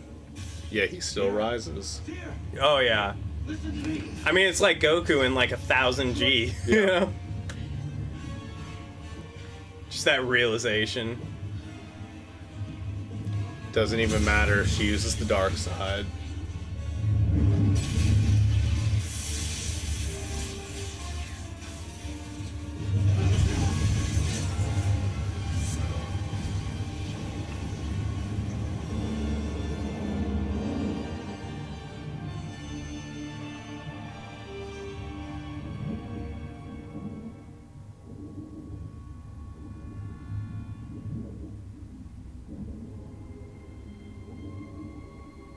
Yeah, I don't think there's any more Darth Vader after this, but yeah, Alright. that's what I wanted to show. Yeah. Yeah, like- you can close it now. Go ahead and look up how much Darth Vader weighs now, just out of curiosity. Yeah. Yeah, I think this game does a fantastic job at, like, really just showing... Yeah, I need to You fucking get- play this. I You think get that's a really little just what... taste of that in the most recent episode, but it's still not what I was hoping for. Well, I mean, you gotta remember, there's at least, you know, until late... He See, weighs and almost 200 pounds. 200? Almost. 196 is That's what it says. ridiculous to me. But, If that's canonical, like, yeah. Well... We also got to remember, like, what kind of metal is this? Is this titanium? I know. I was already thinking of that. Yeah. Is it titanium? Now, No, but the real thing the way is, he walks though, like, yeah. that I mean, just it's, doesn't line up. I don't know. We'll have to do a deep dive. Oh, it says 120 pounds of that, though, is the suit. 120 kilograms. Oh, Kilograms, yeah. Wait. just keep. You can pull it down and just do a deep dive. Oh yeah, Just that's a scour the Vader's internet. armor on Wikipedia. Yeah. Where? Yeah. Right No, there. that what you were looking at. Yeah. Yeah, right there. So anyway. Wikipedia, that's... Yeah. Wikipedia. Oh, that's where I went to. What are they called? The Draconians. You said it the other day. The whatever. Dathomir? Dathomir. Yeah, that's where I went to look them up. But Obsidian armor? oh yeah, that There's shit's no way heavy. he weighs 196 pounds. Yeah. Bullshit. No.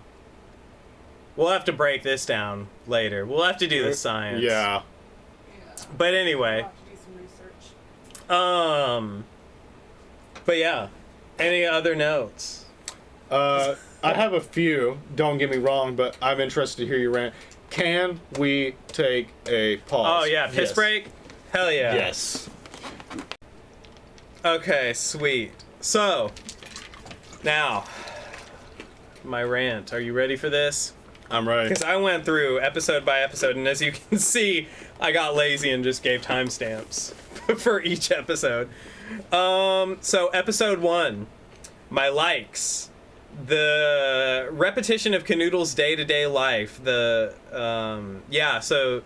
One thing I will say that I really liked is that to really emphasize on just how far gone Augerman had, like, separated himself from the Force is that it's just every single day is just the exact same day over and over, right? Like, he wakes up, goes to work, cuts off a slice, gives it to the Skywalkers, you know, goes back to his hideout, trades with the...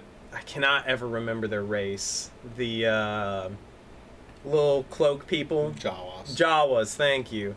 Trades with them, gives a gift to the Skywalkers, disappears. Uncle Ben gets pissed because we don't want no handouts. Owen, thank you. God. And yeah, rinse, repeat, right? Like, and I think that it does do a good job at, like, just showing that, like, he's doing everything he can to just stay gray. Just be invisible, fly under the radar the entire time. That was one thing that I thought was really good and consistent. The action scenes in the first one was... And really what I'm referencing is I like that there's just consistent, like, action, you know, because I'm a sucker for action. I love 80s movies. And Ewan, I just... Woo! That's it. Like, I mean, just a quick sidebar real quick. It's been... I haven't necessarily enjoyed the series, but God, it's so good seeing Ewan McGregor back in the helm, because Obi-Wan Kenobi is just a favorite of the prequel trilogy. Yeah, I mean... Ryan Reynolds is Deadpool, you know. Hugh Jackman is Wolverine, you know. Ewan McGregor is Obi-Wan Kenobi. Exactly. Things I disliked. Oh yeah. So, it was the filler scene, and it was nothing but filler scene, and it was supposed to build action and suspense. But when Linda was running from the people... who were hired by Flea, the third sister. Oh, yeah? Was that Flea? That was Flea. That was Flea? You didn't recognize that? I thought... Oh, that was Flea. Wow, that's funny. So anyway, when Linda was running from him, the thing that I immediately thought was, what's a stick? How to step over. Because, I mean, like, you know... When I know it was, like, shot from the perspective of her, and it's supposed to show, like, oh, I'm so good at run away. But these are, one, fucking adults. They take one step for every 3 steps she takes. Yeah. 2, she slides under a stick. It's like you've been hiking before, you know? Yeah. Sure, you've come across a tree in the road, or on the path, right? What do?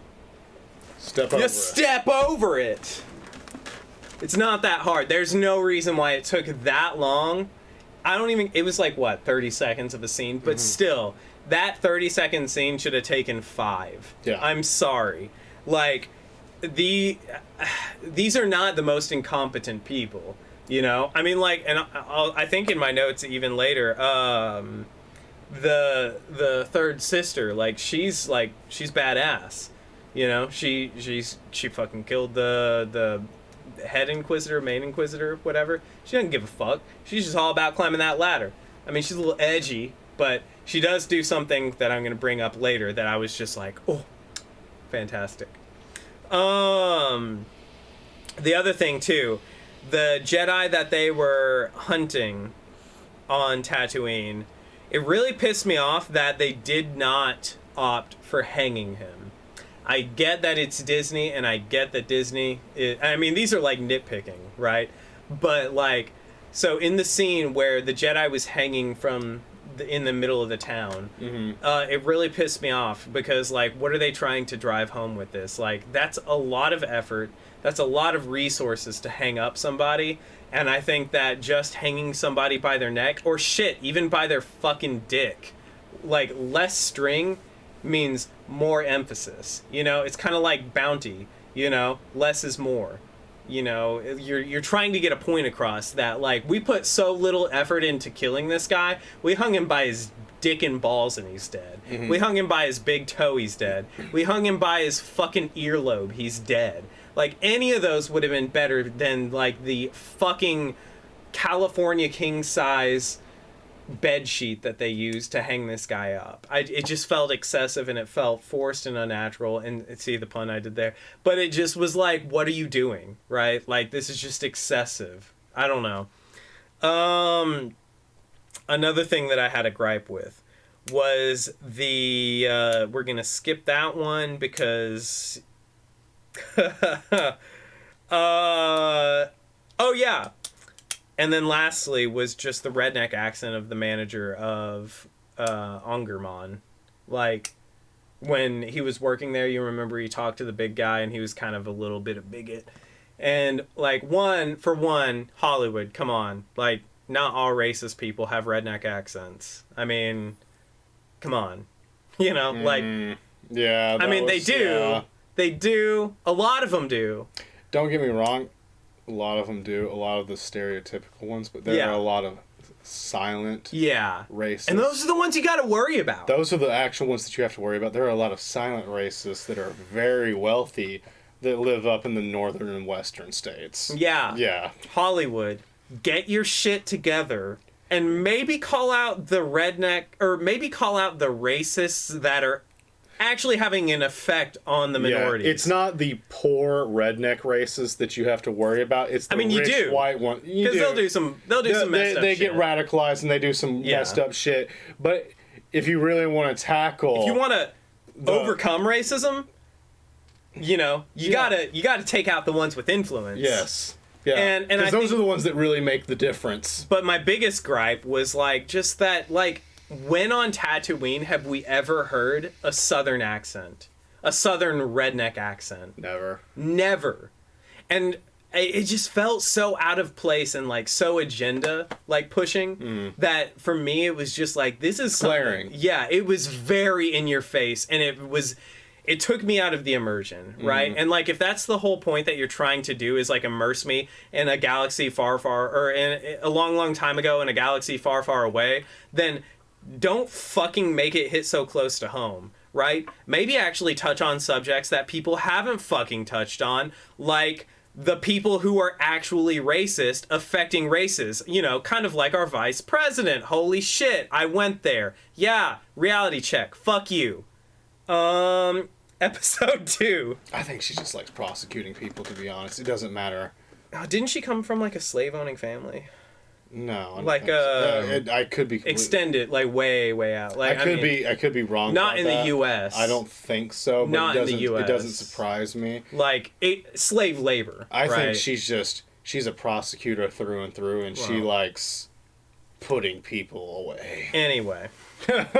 Well, exploiting people put away for slavery. Yeah, actually, yeah. It's putting people slavery. away and then exploiting No matter them, how you fucking color it, it's slavery. Wake the fuck up. When you're paying inmates $1 an hour to fight wildfires in California. And this is why I fucking hate these kinds of commentaries on, like, modern issues, right? Because they don't actually touch on the fucking real problem, and that's the people who will cancel they're not taking risks, right? And that's my problem. Episode 2, Here we go. I liked the set design in episode 2. Fucking tickled my dick hole. So good. Like, when they were so this is the episode when Laura gets kidnapped and Ongerman has to go and save her on the cyberpunk planet. I love that. It's not a planet. It's like a station. It's like what would you call it? An airport? Yeah, a space airport. And I love that area. Spaceport, yeah. I love that. Yeah. It's so pretty. The set design, like, because a lot of it, and actually I don't think I did take note of that, the overall show is they do use a lot of real set. Yeah. And I appreciate that. I've always, just like you, because I know you do too, I appreciate good practical effects. John Carpenter's The Thing is one of my favorite films of all time. It's a fucking masterpiece. Yes. Yeah. And it holds up today. Still to this day. I love practical effects. Hellraiser. Hellraiser 2. Another one. Because Hellraiser 1. Because they did go CGI. After Clive Barker left the series, it gets a little, Hellraiser 2 wasn't, because Hellraiser 1, I think, was the only one that Clive Barker was actually tied to. I think it was Hellraiser 1 and 2. I could be wrong about that, though. Well, You're more of because a Hellraiser guy than me. Because, no, in Hellraiser 2, Kirsty Goes to Hell, because the first one was based on the Hellbound Heart, and then after that, it just falls off of Clive Barker's book, because it was just a book. But, yeah, practical design. The entire show, though, they use a lot, they integrate practical effects with CGI, and they do it really well. Yeah. I will give them that. But yeah, I love the set design. Things I like. Oh yeah, young Laura, she a bad bitch. So yeah, I love baby Leia. Can I say something? Yeah. It's weird. I feel very weird saying this, but I'm gonna fucking say it anyway because I'm a little drunk and whatever. It feels weird saying this these days with all the implications that there are. But as a parent, yeah, she's as cute as a fucking butt. Oh yeah, she's adorable. She's adorable. But she's also really good. Yes, she is such talented. Yes, and I have so many notes on how talented she is as an actor. Like, she's a better actor than most of the adults. Yeah. Yes. Like, yeah. and I have another note later in here where I was just like, oh my god, this little girl is going to be a fucking star. Like, I bet me 10 years from now, or you get on the Britney Spears path, like a lot of child stars. But I'm just saying, like, 10 years from now, it doesn't matter. Like, whatever movie she's in, it's like her part is gonna be a banger, because this little girl can fucking act. And I have so many notes on that. But yeah, I love that. I love her attitude. I love that they, even like as a character, I think that she's the perfect little Leia to portray just that, like, not devil may care, but just like, she's just she always goes with the flow, Leia. Like, and I think this little girl really does capture like a good younger Leia. Brundle Exquisitor with spinny lightsaber cuts bro's dick off. Oh yeah, I like that scene. Do you not remember that scene in the second episode? Yeah. Where he just has the lightsaber and he's like spinning it, and then he just slowly pushes the guy forward, and you hear the guy scream, so you know he lobs his dick off. That's the way to kill someone. I thought that was badass. I love that scene. All you have to do is leave them after that, and they'll kill themselves. Yeah. If they're a man, they'll kill themselves. I mean, yeah. Okay, so the fucked up about this show, this episode. So yeah, this one actually I thought was really good. Was the clone trooper. The clone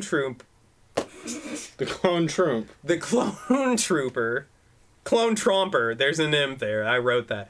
The clone tromper axe kombucha. I thought I read that as Obi-Wan. kombucha. So, oh yeah, kombucha. Yeah, so Obi-Wan. See, you can't even read your own handwriting. Fuck. For credits, in Stromboli truckers walk by. Okay, so yeah, this is actually something that I thought was super fucked up. That was a really good side scene where the clone trooper asks Obi-Wan for credits, and he's homeless because the Empire has completely just they've pretty much, they're obsolete. The clones are obsolete. They always were, because the stormtroopers, as shitty at aim they were, they have a longer lifespan, and at this point the Empire is essentially the US military. They just recruit. Here's a better life. Join the Empire today. And I think that at that point, like, this clone trooper asking Obi-Wan for credits just to fucking survive on a fucking spaceport, it was heavy, especially as the stormtroopers walk by an actual veteran, someone that fought. It's like the equivalent of the Vietnam vets being spit on in the street in New York. And I think that scene really hit hard, especially as Obi-Wan the war that he fought is over, you know? Like, I mean, because essentially he was a soldier in that same war. Mm-hmm. That war is over.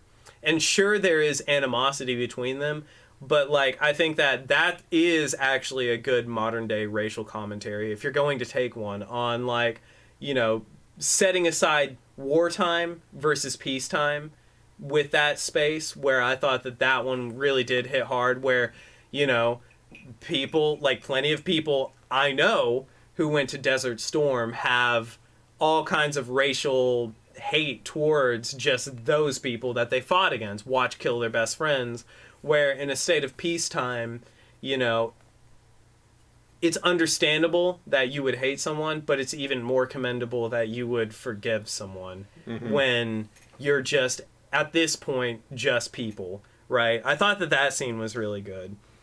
Things I disliked. Dark Malk's race guy. Dark Malk's race guy. Yeah, So a Dathomirian. Yeah, so a Dathomirian was working at the drug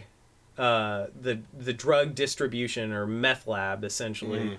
And I thought that it was kind of bullshit that Obi-Wan just wasted him easy. Dathomirians are scary. Dathomirians also kind of like a little sidebar, but from previous canonical observation, even actually Jedi Fallen Order also goes along with this, which takes place presumably a little after. You go to Dathomir. Yes. Yeah, I forgot that, yeah. Dathomirians are practically extinct. Yeah, but the Dathomirians that make it out are fucking scary. Yeah, they're just like, but I don't know, I found it odd and kind of fan servicey that they threw one in right there, just because they're like the Mandalorians. Not to like go off the other Disney series, but canonically, they're practically extinct. They are. Because they were a warring race, just like the Mandalorians. They were all about strength, and they eventually drove themselves to extinction almost. But the lore behind a Dathomirian is, if you encounter one, you're essentially fucked. Because Dathomirians, like, to survive a race around constant war, they're essentially the Dark Elves in the Forgotten Realms, you know, like in D&D. A Dark Elf, if you encounter one, you're fucked, basically. If you do what they say until you get away from them. And like, to add to it, and they are matriarchal, which is the same as Dark Elves. Fun fact. Mandalorians were just a warring race. They were all soldiers. None of them had any force proclivities specifically to the entire race. But some Dathomirians had a proclivity to the dark side. They were extremely force sensitive as a race, and they had a proclivity towards the dark side. Yeah, all the more reason to fear them. To fucking be afraid. And so for Obi-Wan again to just, you know, elbow him to the face and accidentally get a boo-boo on his hand from hitting him in the horns. Bro. If you encounter a Dathomirian, that's an issue. You're gonna have it's a long fight scene. And again, I feel like they really undersell that fight, just like they fucking cut the Darth Maul's fight short. I feel like they every single fucking time in like major production Star Wars, when you encounter a Dathomirian, it's always just like the lore behind them does not do them justice. No. And that pisses me off. Episode 3. Frank, Laura, and Ogelman. Ah, yeah, Frank. Who's Frank? Okay. In your words. No, Frank is actually Frank. So there was a scene that I thought, again, that they were doing to... And from now on, I've timestamped. So for those of you listening, if you're interested, at 13 minutes and 56 seconds in, Frank is the Empire sympathizer. The semi-truck driver. He's a farmer. Farmer, yeah. But the thing that I noticed, and I think the hand-drawn umpire flag, before seeing the episode, I'm betting the story at this episode is like Trump shit. Or he's using it to, like, underground railroad some shit and use it as camouflage. Same timestamp. So, yeah. That was one thing I did notice at this timestamp. So you remember Frank, he was a farmer or a transport. He was basically an Empire sympathizer. Mm-hmm. And I noticed... he says that the entire planet is they're all about the Empire, yeah. And I think that this is a really good... don't get me wrong, I think that they do really good commentary on modern and past events. Like... And I think that Brenna even brought up a really good point that kind of made me realize is that Star Wars isn't necessarily about... It changes with the times, right? Mm-hmm. Where Star Trek is consistent, Star Wars changes with the times to tell the story about past tragedies or past social norms that are wrong. Right, and I think that was a really good point because, like, I think that, you know, anymore, like, we have it so fucking easy that what else are you going to comment on except unnecessary wars and unnecessary hate of someone else's, of people different than you, essentially. Mm-hmm. And I think that this one was really good because this scene... even though I wanted to kind of take a guess on, like, kind of where the scene was going, Frank, this Empire apologist, essentially, mm-hmm. He's like the equivalent of a guy rolling around with a Confederate flag, you know? I mean, he doesn't necessarily understand. I mean, like, and it was hand-drawn. And I think the emphasis on the hand-drawn Empire flag really did, like, drive that point home where it's like this guy doesn't necessarily understand what's going on. It's like the equivalent of, like, that guy who just votes for Trump because he says these things, right? He doesn't really pay attention to the big picture. Can I sidebar here? Not necessarily disagreeing with you, but once again doing the devil's advocate thing. Yeah. I can understand where Frank comes from and a lot of, as you might call them, Empire apologists come from, because the Empire, when it came in with Palpatine, brought, I feel like, a sense of peace to the majority of the universe, and this isn't hit on much, but it's kind of a read between the lines thing for me, because you have to think for decades prior, they had dealt with this galaxy-wide war between the Jedi and the Separatists. No, and the I agree with that too. And having this sense of peace, especially for this simple farmer who's just, finally, he's not in this wartime where war is spanning these planets, but he just gets to live his life and be a farmer. And be relevant. To the Empire. To the Empire, yes. He's serving a purpose. He feels like he has a purpose in this. And to not counter-argument, but to actually build on that. Yeah. Is that not how the South felt versus the North during the Civil War? Because the North was completely taking advantage of the South via taxes and infrastructure and everything. Like, to the people who were in the South who had no fucking idea or care about politics, living in the fucking mountains, like, cut off from reality, like, they didn't care, right? Yeah, and at the time... even though they're the bad guys, the bad guys were still doing good for the little people. Yes. And you can't fault the little person for siding with the wrong side. And I think that oftentimes that's missed in wartime. I think that that's the big problem with, like, I mean, even, like, in modern, like, you look back in any war, America always good. You never, ever, ever fucking take into consideration the bad guys, right? And I think that that's, like, I mean, I'm not saying that the bad guys are right, because don't get me wrong, like, World War II, Nazis are fucking terrible. Yeah. But, like, you look at, like, these small people in Austria just trying to fucking get by. Yeah. Like, Jesus Christ. Like, you're just trying to get by. You're trying to make sure your family's fed.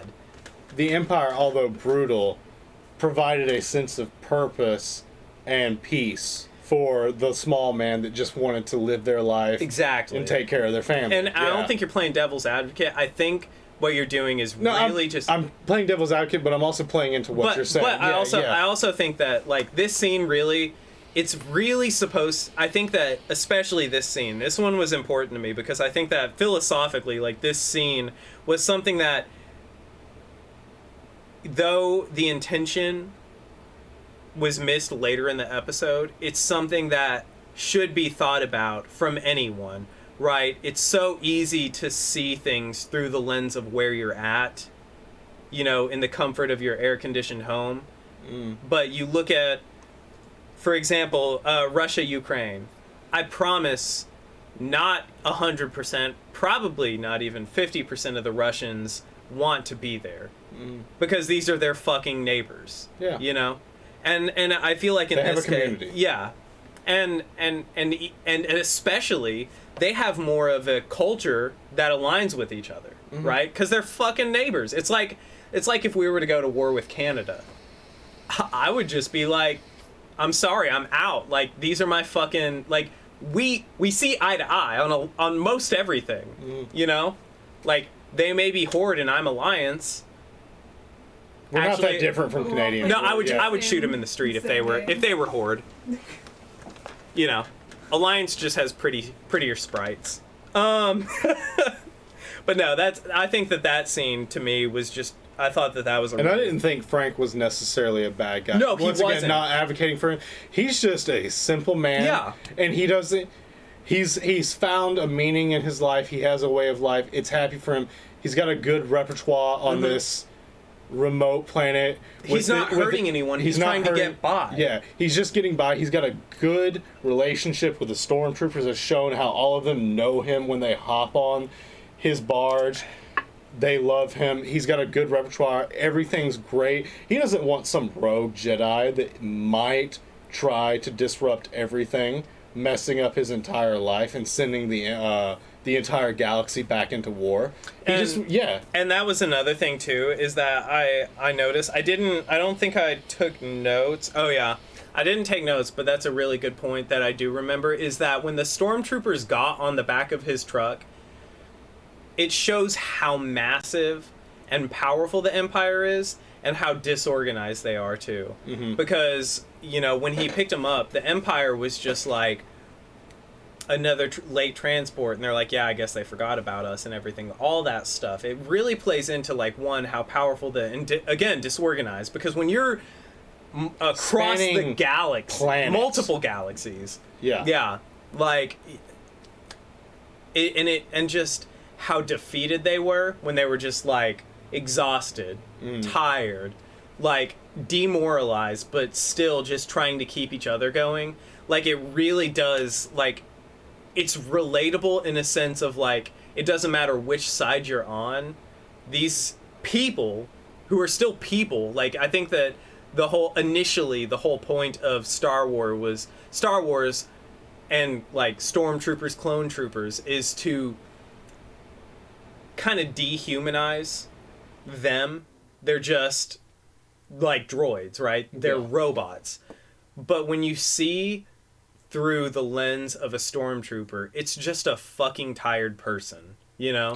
It's just like thinking that they're doing good for their country. It's just like or many their cause. People in America, they're just doing their job. Yeah. They're just doing it's a good way to make a good earning, and they're just people doing their job. Looking out for their family. Yeah. You know?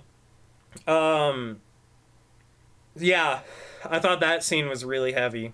At 16:45, a little girl is a dope actor. The shit. I simp over this little girl. Yeah. I think she's such a good actor. God, I fucking love her. I really want to see her do more stuff than just this. Like, because I have more notes on her, actually. I think, was that the scene? 1657, maybe Stormtrooper...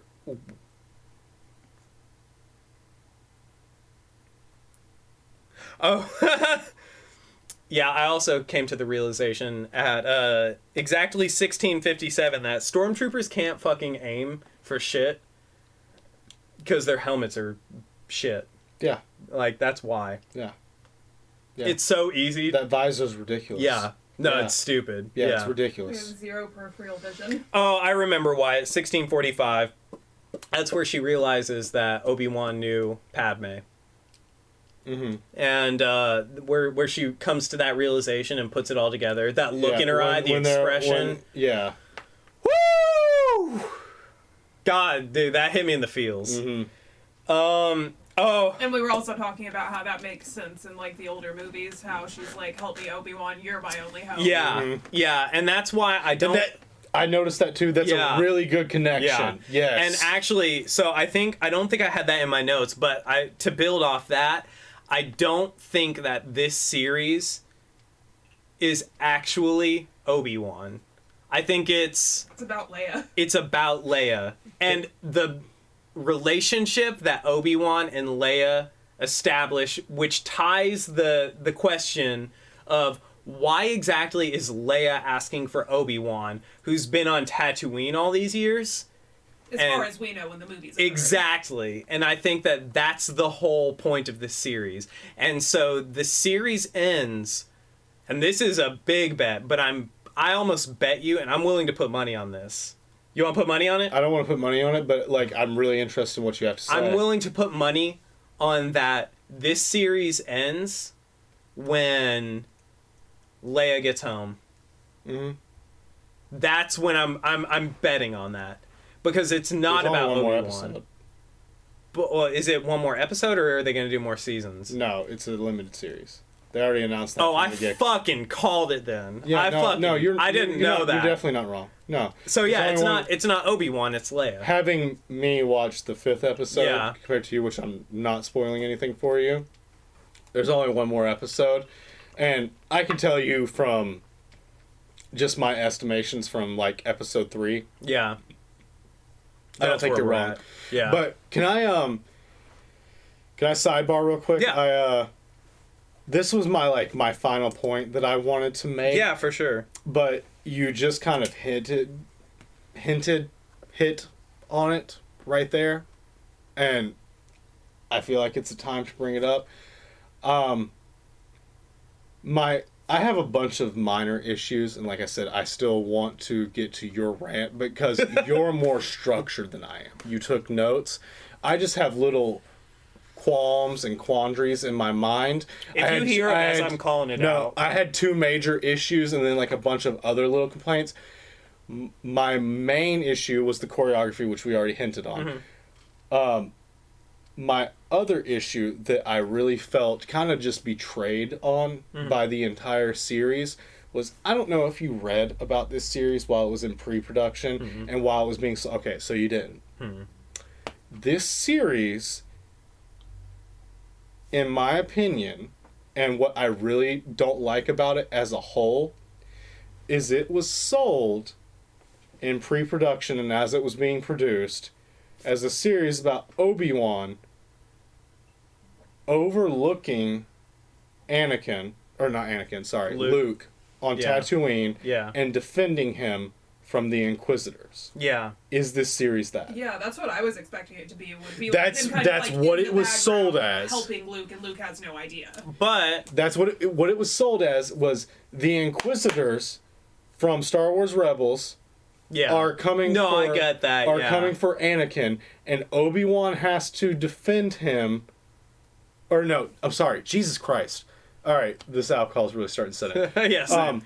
The Inquisitors have found out that Obi-Wan is on Tatooine. They do not know about the existence of Luke. Right. But they're coming for Obi-Wan, and he has to defend Luke from them and protect Luke. That's what this series, the basis that this series was sold on, and it is absolutely nothing to do with that. It is all this little side story about him getting Leia back from these kidnappers. I don't mind that terribly, but I feel like I was sold on a false bill of goods. It was clickbait. It was clickbait. I feel like I was sold on a false bill of goods. I didn't know that. Because I would have much... Yeah, while this story isn't... not knowing anything about the background. While this story isn't bad, I would have far preferred some story where somehow or another, maybe even like it's displayed in the first or the second episode where this unnamed Jedi defend someone that's in trouble, because that's how they found out about him. Wait, what? You can name it. I don't care. No, he was an unnamed Jedi. Wait, in the first or second episode. Okay, so Obi-Wan's in the show in the cantina. Oh, sorry. Yes. Yeah. Yes, Okay, I keep getting episodes mixed up with the movies, and because Yeah, You're not sure if you mean episode of the show or episode of the... the unnamed Jedi in episode 1 or 2, whatever it was. Mm-hmm.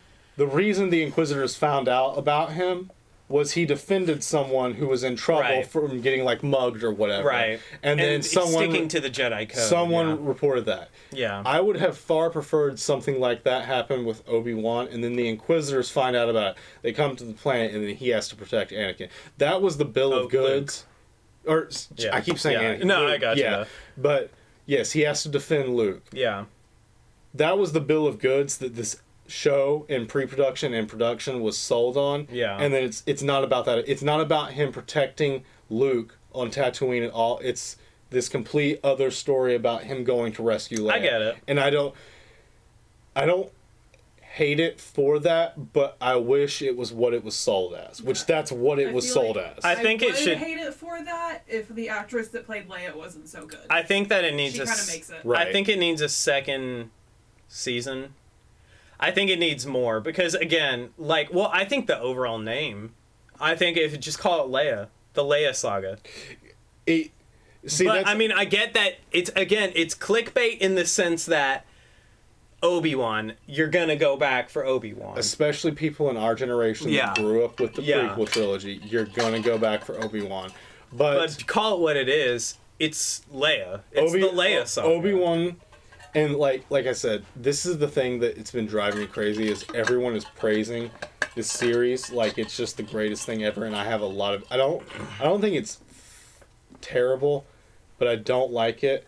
I don't like what it was sold on. Yeah, I don't like that. I didn't know that though. And furthermore, the other people that I've seen criticizing this series, which are very few and far between, but it's what you just hinted on, is that this isn't a series about Obi-Wan. Obi-Wan is a side character in this series. Yeah. We were sold that this was a series about Obi-Wan, which I feel like the original premises that this series was sold on would have been more Obi-Wan centric. Yeah. But Obi-Wan is a side character in his own series. Yeah. Yeah. It's the Leia saga. It's the Leia saga. Call it what it is. Yeah.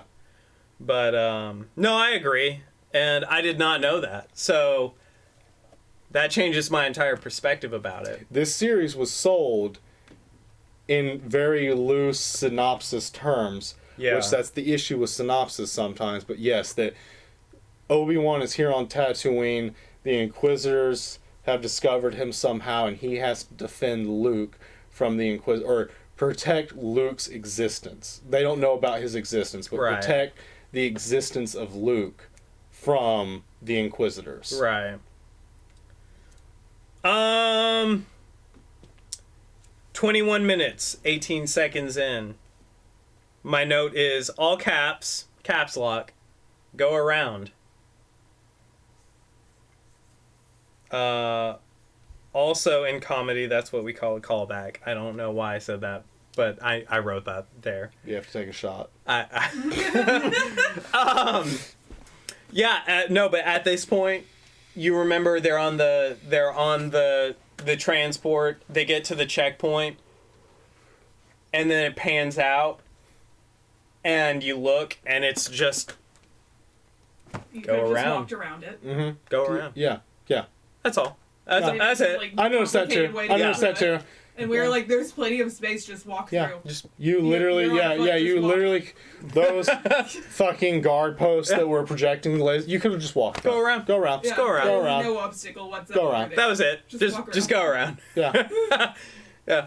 So anyway, episode 4, at 6 minutes 45 seconds, I wrote, "Oh no, the heist episode."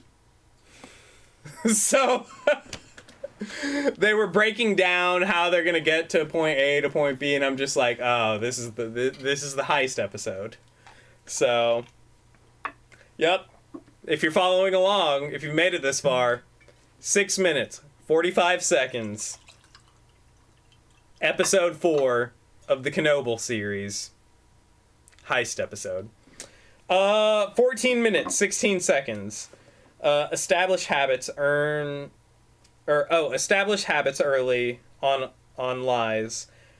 Touch chin, face when in thought, talking to self in a state of concentration. Hell, why not both?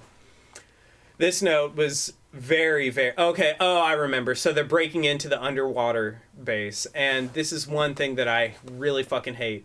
So they send the officer into the the Inquisitor area, right? The underwater area. And one thing that I cannot stand, and as a... I wouldn't say novice, but like journeyman, I'd say. Social engineer. One thing that you always have to do is touch your fucking face, right? So, and what I mean, or not touch your face, but establish habits. And this scene really did bother me is because, like, so if you're gonna do something based on, like, that's out of the ordinary, i.e., where's my vape?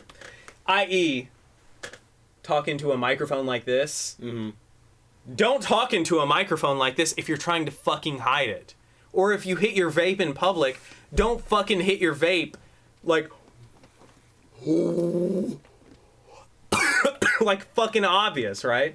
Establish habits. You know, you walk into a place just touching your face. Play with your facial hair. Granted, she didn't have facial hair, but still, you know, just scratch your face. She did. Massage your neck, right? You know, massage your neck. Your hand's always here. You have neck problems, you know? And when you sit down, you sit and think like this, right? Notice how my hand is covering my mouth. Now, in Star Wars, it's a lot easier because it's a fucking microphone. So you do this. Yes. Oh, God damn it. No, not this quadrant. Great. You know, this trash compactor's going off. Why the hell is this trash compactor going off? Next to me, like, you're not going to ask questions. Oh, this person just talks to themselves. You know, they're deep in concentration. This officer especially, they're doing hard work. This poses deep thought, right? I do this all the time. I just rest my head on my arm like that all the time. And like this, no one knows that I'm taking a vape inside. So when I'm at the library, no one knows. You hold it in long enough. And that's vaping. You take half vape. Yeah. You take a half vape, you inhale on top of it, you hold it in for a minute, let it dilute, and then no one can tell. Now, if you have a microphone, you're just right here. You're talking to yourself. It's establishing habits, right? Because if you do something that's out of the ordinary, then it's out of the ordinary. But if you do this from the very beginning and you're talking to yourself, it's on Obi-Wan to know when he's breaking in and swimming in through the underground and she's unlocking shit. It's on him to know when she's talking to herself to try to create, like, establish a sense of normalcy. Normality. That one. And when she's actually talking to him, right? But it's on her to create this persona of herself in this moment to fit what she's trying to do. Talking like this into a microphone, if you're trying to fucking sneak into the Pentagon, you're gonna get shot, and you probably deserve it. You get no sympathy from me. 0 out of 10. 10 out of 10 Sniper Wolf. In comedy, that's a callback. Hey. Can we... pee break? Yes, I'm so sorry. Okay. It's hitting me now, yeah. So, yeah, well, I don't know. Actually, you know what? Just to finish my rant on the fucking microphone thing, just to lastly emphasize, the microphone she was talking into was actually half the size of this vape. Okay? Half the size. It was literally the size of a jewel. This is twice the size of a jewel. And I don't know where my jewel is, but what I'm trying to say is, if you can't hide this, right? Half of that. Half of this, and I can hide this, just doing this deep in thought. I really hope she dies in the series. You deserve it. You, whatever actress you are, you deserve it. Anyway, at 16 minutes exactly, Bruh. What are... Hold on. I was really fucked up at this point. Bruh, what are...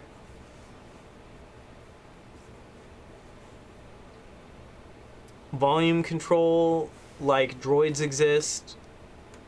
Like exit? I don't know. But apparently at 16 minutes in on episode 4, something happens. So, let me know what happens in the comments because, I don't. 21 minutes, 44 seconds. Oprah Hone tortures him before he kills him. Just saying. Oprah Hone? Opera One? Don't know. 26 minutes. This is the real gem of this episode, is watching Everett drunkenly. Watching drunk Everett trying to find out what drunk Everett wrote. Yeah, watching drunk Everett try to figure out what drunk Everett wrote. Yeah. This is the real gem of this podcast. This is the true golden point right here. 26 minutes in. It's like they're trying to build suspense, but we know he fucking lives. Ah, yes. The underwater scene where he's like holding back the water and then they escape. I hate that in shows. No, see, that's a big point that I was thinking of too. Like I said, it was one of my minor points, but yes, I feel like they keep trying to build suspense on something that anyone who has watched the original trilogy already obviously knows. Obi-Wan's not dead because he's in the original trilogy. Yeah. So stop trying to make stakes when there are no stakes. Yeah. Yeah. Like, I want to see the bitch talking into her microphone get her neck snapped. Or potentially get her neck snapped and get away. We don't know what happens to her. We don't. Fucking do that. Jesus Christ, Disney. I can write a show better than you. Or at least fucking criticize it better than you can. 27... Better producers. Yeah, better producers for sure. 27 minutes and 6 seconds in. They don't see the legs on the super reflective fucking floor. Ah, yes! The super reflective fucking floor that they're walking on when Agumon is walking Laura underneath the trench coat. It took them like 5 minutes to realize... That's just... I don't even want to get into that. I really don't. That's like... That floor was a mirror. Not even that. Just looking at him. Yeah. Well, maybe it's the most ridiculous thing ever. Hey, don't fat shame. Don't fat shame. We don't fat shame on this channel. He was using the Force to make... Because the Force is just a constant plot. Or it has turned into the point where it's like a constant, like... Do you have a plot hole in a Star Wars movie? The Force. The Force. Kinda, yeah. Yeah, it's like... he was using the Force to make sure everyone didn't notice. Or some shit like that. I don't know. But, and this is a big but,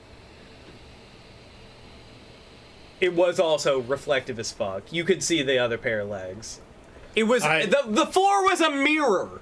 You saw that, right? It was a mirror. No, I'm serious. Like, that scene, I can't even. I can't even begin to talk about how stupid that scene was when they're leaving and trying to, like, make it out to the ship and take off, and he's got her under his cloak. It's trench coat. It was a trench coat. Whatever. Because that was that's right. He was in uniform. They took an officer trench. Yeah. Ridiculous. Yeah. Utterly ridiculous. It's the most abhorrent scene so far in the series, in my opinion. Yeah. Like, it's just... It's stupid. It's like, stupid. When Courage the Cowardly Dog, a cartoon made probably 20 years ago, fuck, now, makes more sense than this shit. Come on, Disney.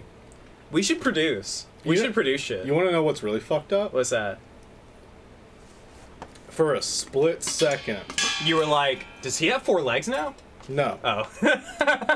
For a split second just then, when you said Courage the Cowardly Dog, which was probably 20 years ago. Was it? Well, No.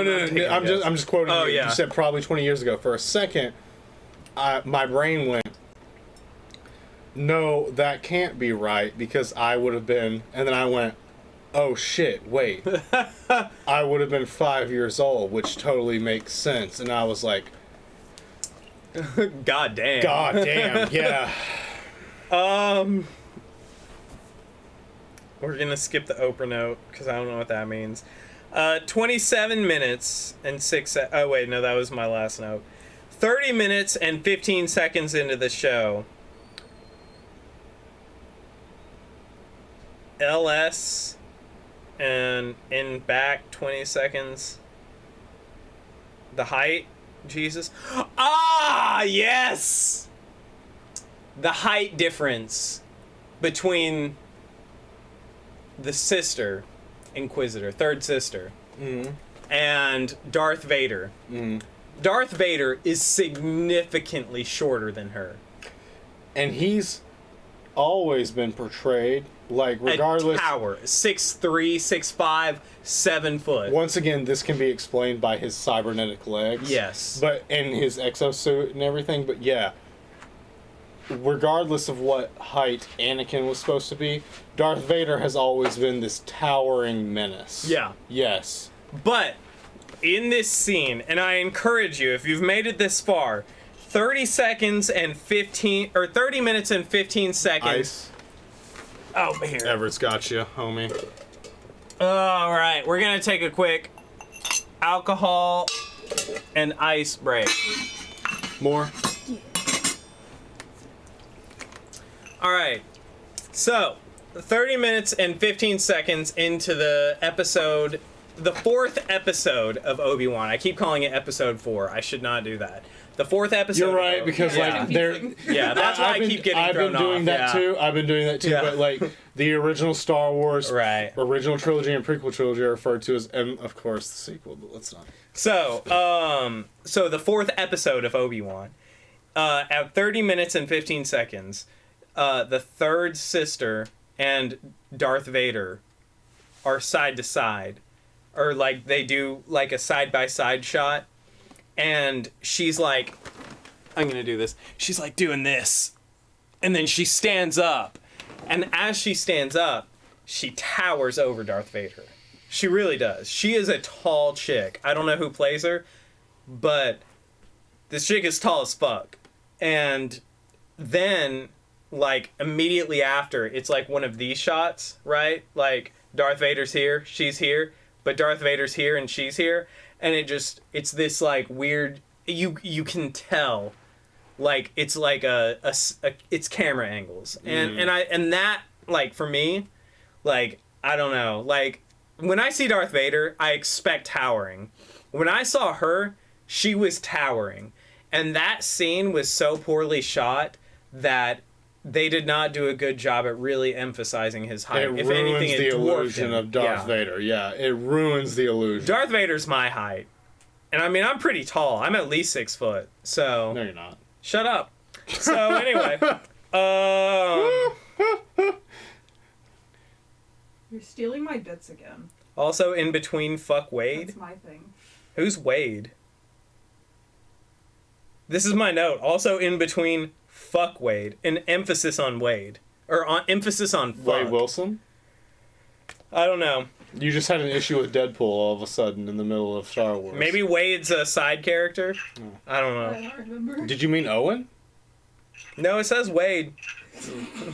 Like W-A-D-E. That's my... Did you know they made... Leia. Laura. Did you know they made like a strange, obscure thing canonical in this series? What's that? The Owen Skywalker, whatever his name is.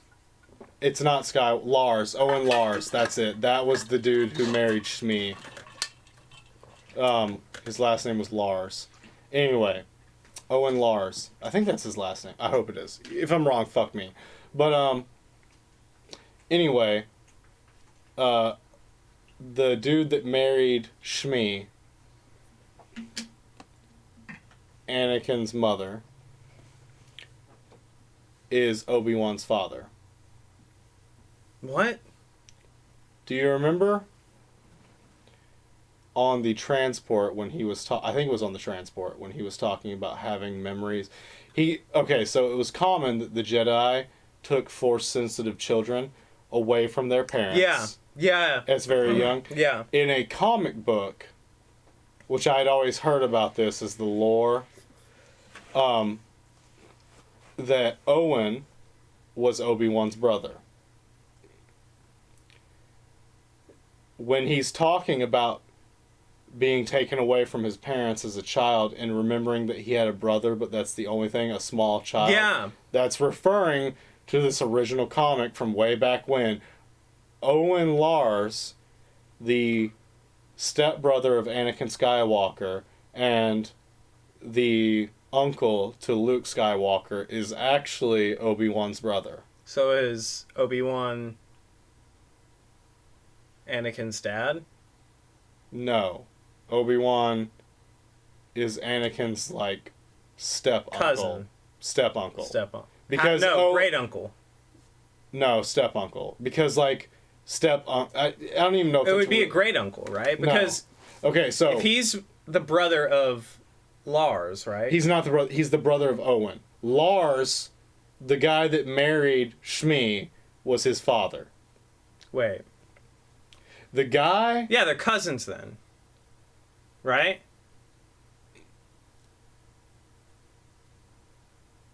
They're like No, wait, cousins. you're right. I'm wrong. They're not step cousins, they're step brothers. Step brothers. Yes. They share the same dad? Yes. Owen. Okay, yeah. Owen and Obi-Wan have the same father. Yeah. Which is Lars, the guy. No, not step brothers, half brothers. They're half brothers. Half brothers, yeah. Yes. Yeah. Obi-Wan is half brother with Owen. Oh man, that adds so much more weight to we were brothers, Anakin. Yeah, it does. Wow. Yeah. And that was a thing that was elaborated on in like the Star Wars comics or whatever back before Disney bought them. But yeah, it was in one of the comics, it was revealed that Owen... that's good writing. Yeah, that Owen... That's good. ...was Obi-Wan's brother. I like that. So... That's heavy. Obi-Wan is actually... Because he doesn't remember his family. Yeah. He is technically Anakin's stepbrother. Wow. But also half brother. Not half. Well, they would be half. Not half. Because Lars is still his dad.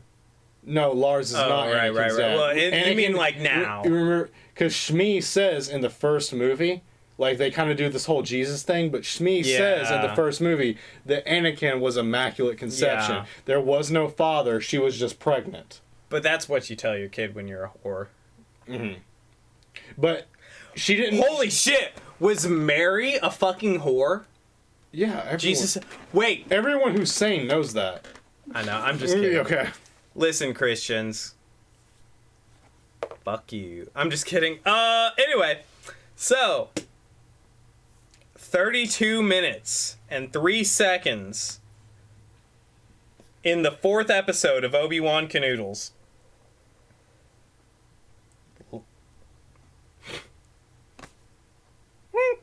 Lies? Dude, I love this. I love this so much. Watching you trying to read your own writing. Hold on. Hold on. See... No, 10. 10. Luke and Leia are at... See, I identify with this as well because I also struggle to read my own writing. Oh yeah, same. I also struggle to read my own writing. I'm cursive, so my handwriting looks really pretty. But then when you actually try to read it, it's illegible. These are my notes. Yeah, I encourage you to pause this. These are my notes. As I got more and more fucked up. Anyway. I write in a weird, especially, I write in a weird, print to cursive. Like, some letters will obviously be, plain print, and then, if I'm writing and I can easily connect two letters in a cursive way, I'll do it. Yeah. It's a strange, print to cursive. I also incorporate symbols, the @ symbol. Yeah. That doesn't exist in my writing, so, yeah.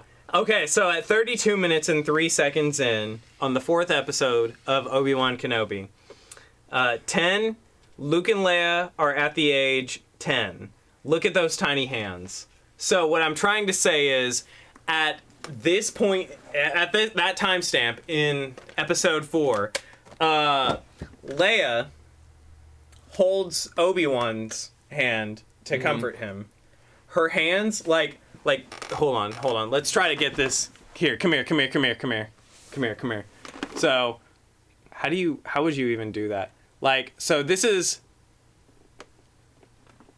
yeah, now, there. That is to scale of what her hands look like to Obi-Wan's when she puts her hand on his. Now you gotta flip it, you know. But, like, she's 10? I'm sorry. See, hang on. I know what you're getting at. Because Kendra watched the first 2 episodes with me. Yeah. And we both were like, that girl is not 10. She's 5. 6 at most. We looked it up. She's 10. She's 9. Oh. Yeah. Because, like, Kendra and I were both like, you know. There's no way. Once again, hold on. Once again, like, I'm going back to this. This is weird for me to make. But, like, Kendra and I are both parents. We were like, wow.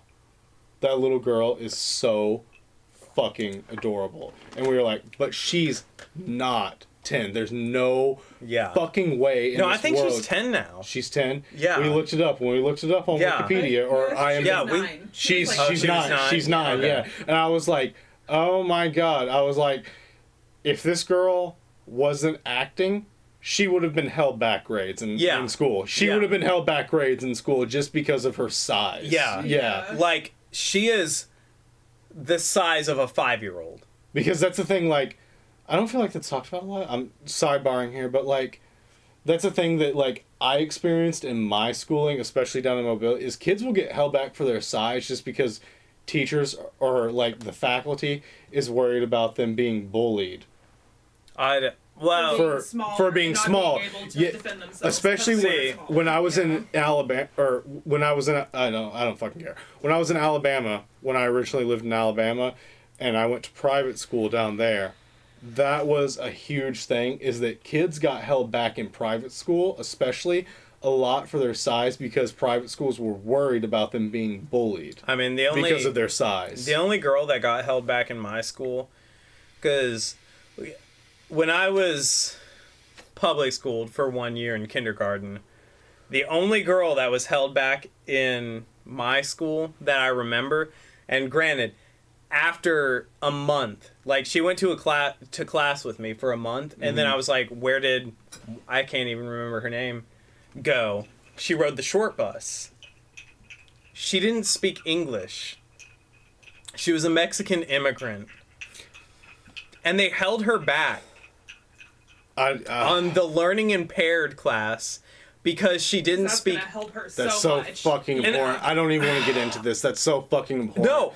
This is a whole nother. I don't even want to get into this. I think it needs. God. No, I think this needs to be spoken about more than anything. Is how fucking, like, and I don't say the R word in the sense of like R worded. You know how much I love my friends, but like this pisses me off. Like, this is actually fucked up, and this has like stuck with me today over like my entire lifetime. Since I was in public school. Thank God I was only in public school for kindergarten. But, like, when I was in kindergarten, like, that girl was held back and put in the, what did they call it? It wasn't disabled. It was, like... Special education. She was put into special education because she didn't know how to speak English well. And that, to this day, still fucks with me. Like, I hope, like, I find her...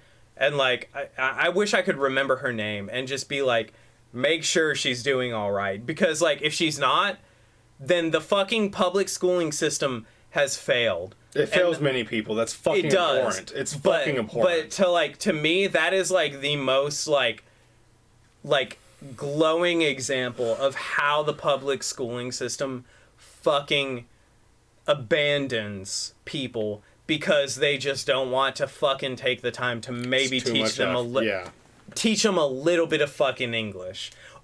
And she's at the prime age Right? to learn it. That's the whole Yeah, fucking like, point it's of migrating to the goddamn US, is to fucking migrate into the system, and to fucking abandon those people really just fucking sticks with me. And that one tears me down, wears on me every single fucking day, dude.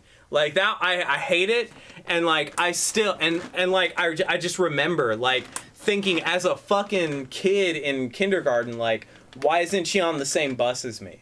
And that shit fucking stuck, dude. It still sticks. Dude, I hate it. And like, it is my goal in life to fucking tear down the public school system. I want nothing more than to get enough clout as PewDiePie just so I can fucking talk shit and interview people that the public schooling system in the US has failed, right? And the sad thing is that we have the means to have arguably the best public school system in the entire world. The means are there, but I like I said, this is a large topic, totally aside. I don't even want to get into it because like what you that'll be the next podcast. However, what you just said, like I cannot, especially like the last time I was over here off screen, the conversation that we had, but like what you just said frustrates me so much, especially like layering on top of what I saw too. What you just said frustrates me so much. It's not even funny. It's not even funny. Oh, I know. I mean, and like for reals, like I don't care if I like ever like become president or anything like that. Wouldn't it be cool if there were a first Native American president? But like seriously, my only goal in life is to like actually bring to light and give the fucking kids a voice, right? Like I want to create a system where kids aren't forced to not take their phones to school. Like kids are empowered to bring their phones to school and point out the flaws of the public school system and hold teachers and adults accountable. Yeah, because kids, like how people do with like cops now. Because kids see life through a lens that we don't, and that we've become too jaded. We just write it off as a change that we can't fucking make. But like, could you imagine if PewDiePie came out and like talked against like the fucking public school system in the US and like actually force them to hold themselves accountable, like, and force that kind of change? Like, I understand, like, oh, you might be putting people out of jobs. Those people don't deserve them. The people working at Walmart probably deserve to be teaching kids better than the fucking people at schools deserve to be teaching. Those people don't even deserve to be working at Walmart. I'd love to go into a 7-Eleven and shit on the fucking counter they were. You can call it there. That's it. Bye. Have a good time. Podcast. Yeah, we got off on a tangent.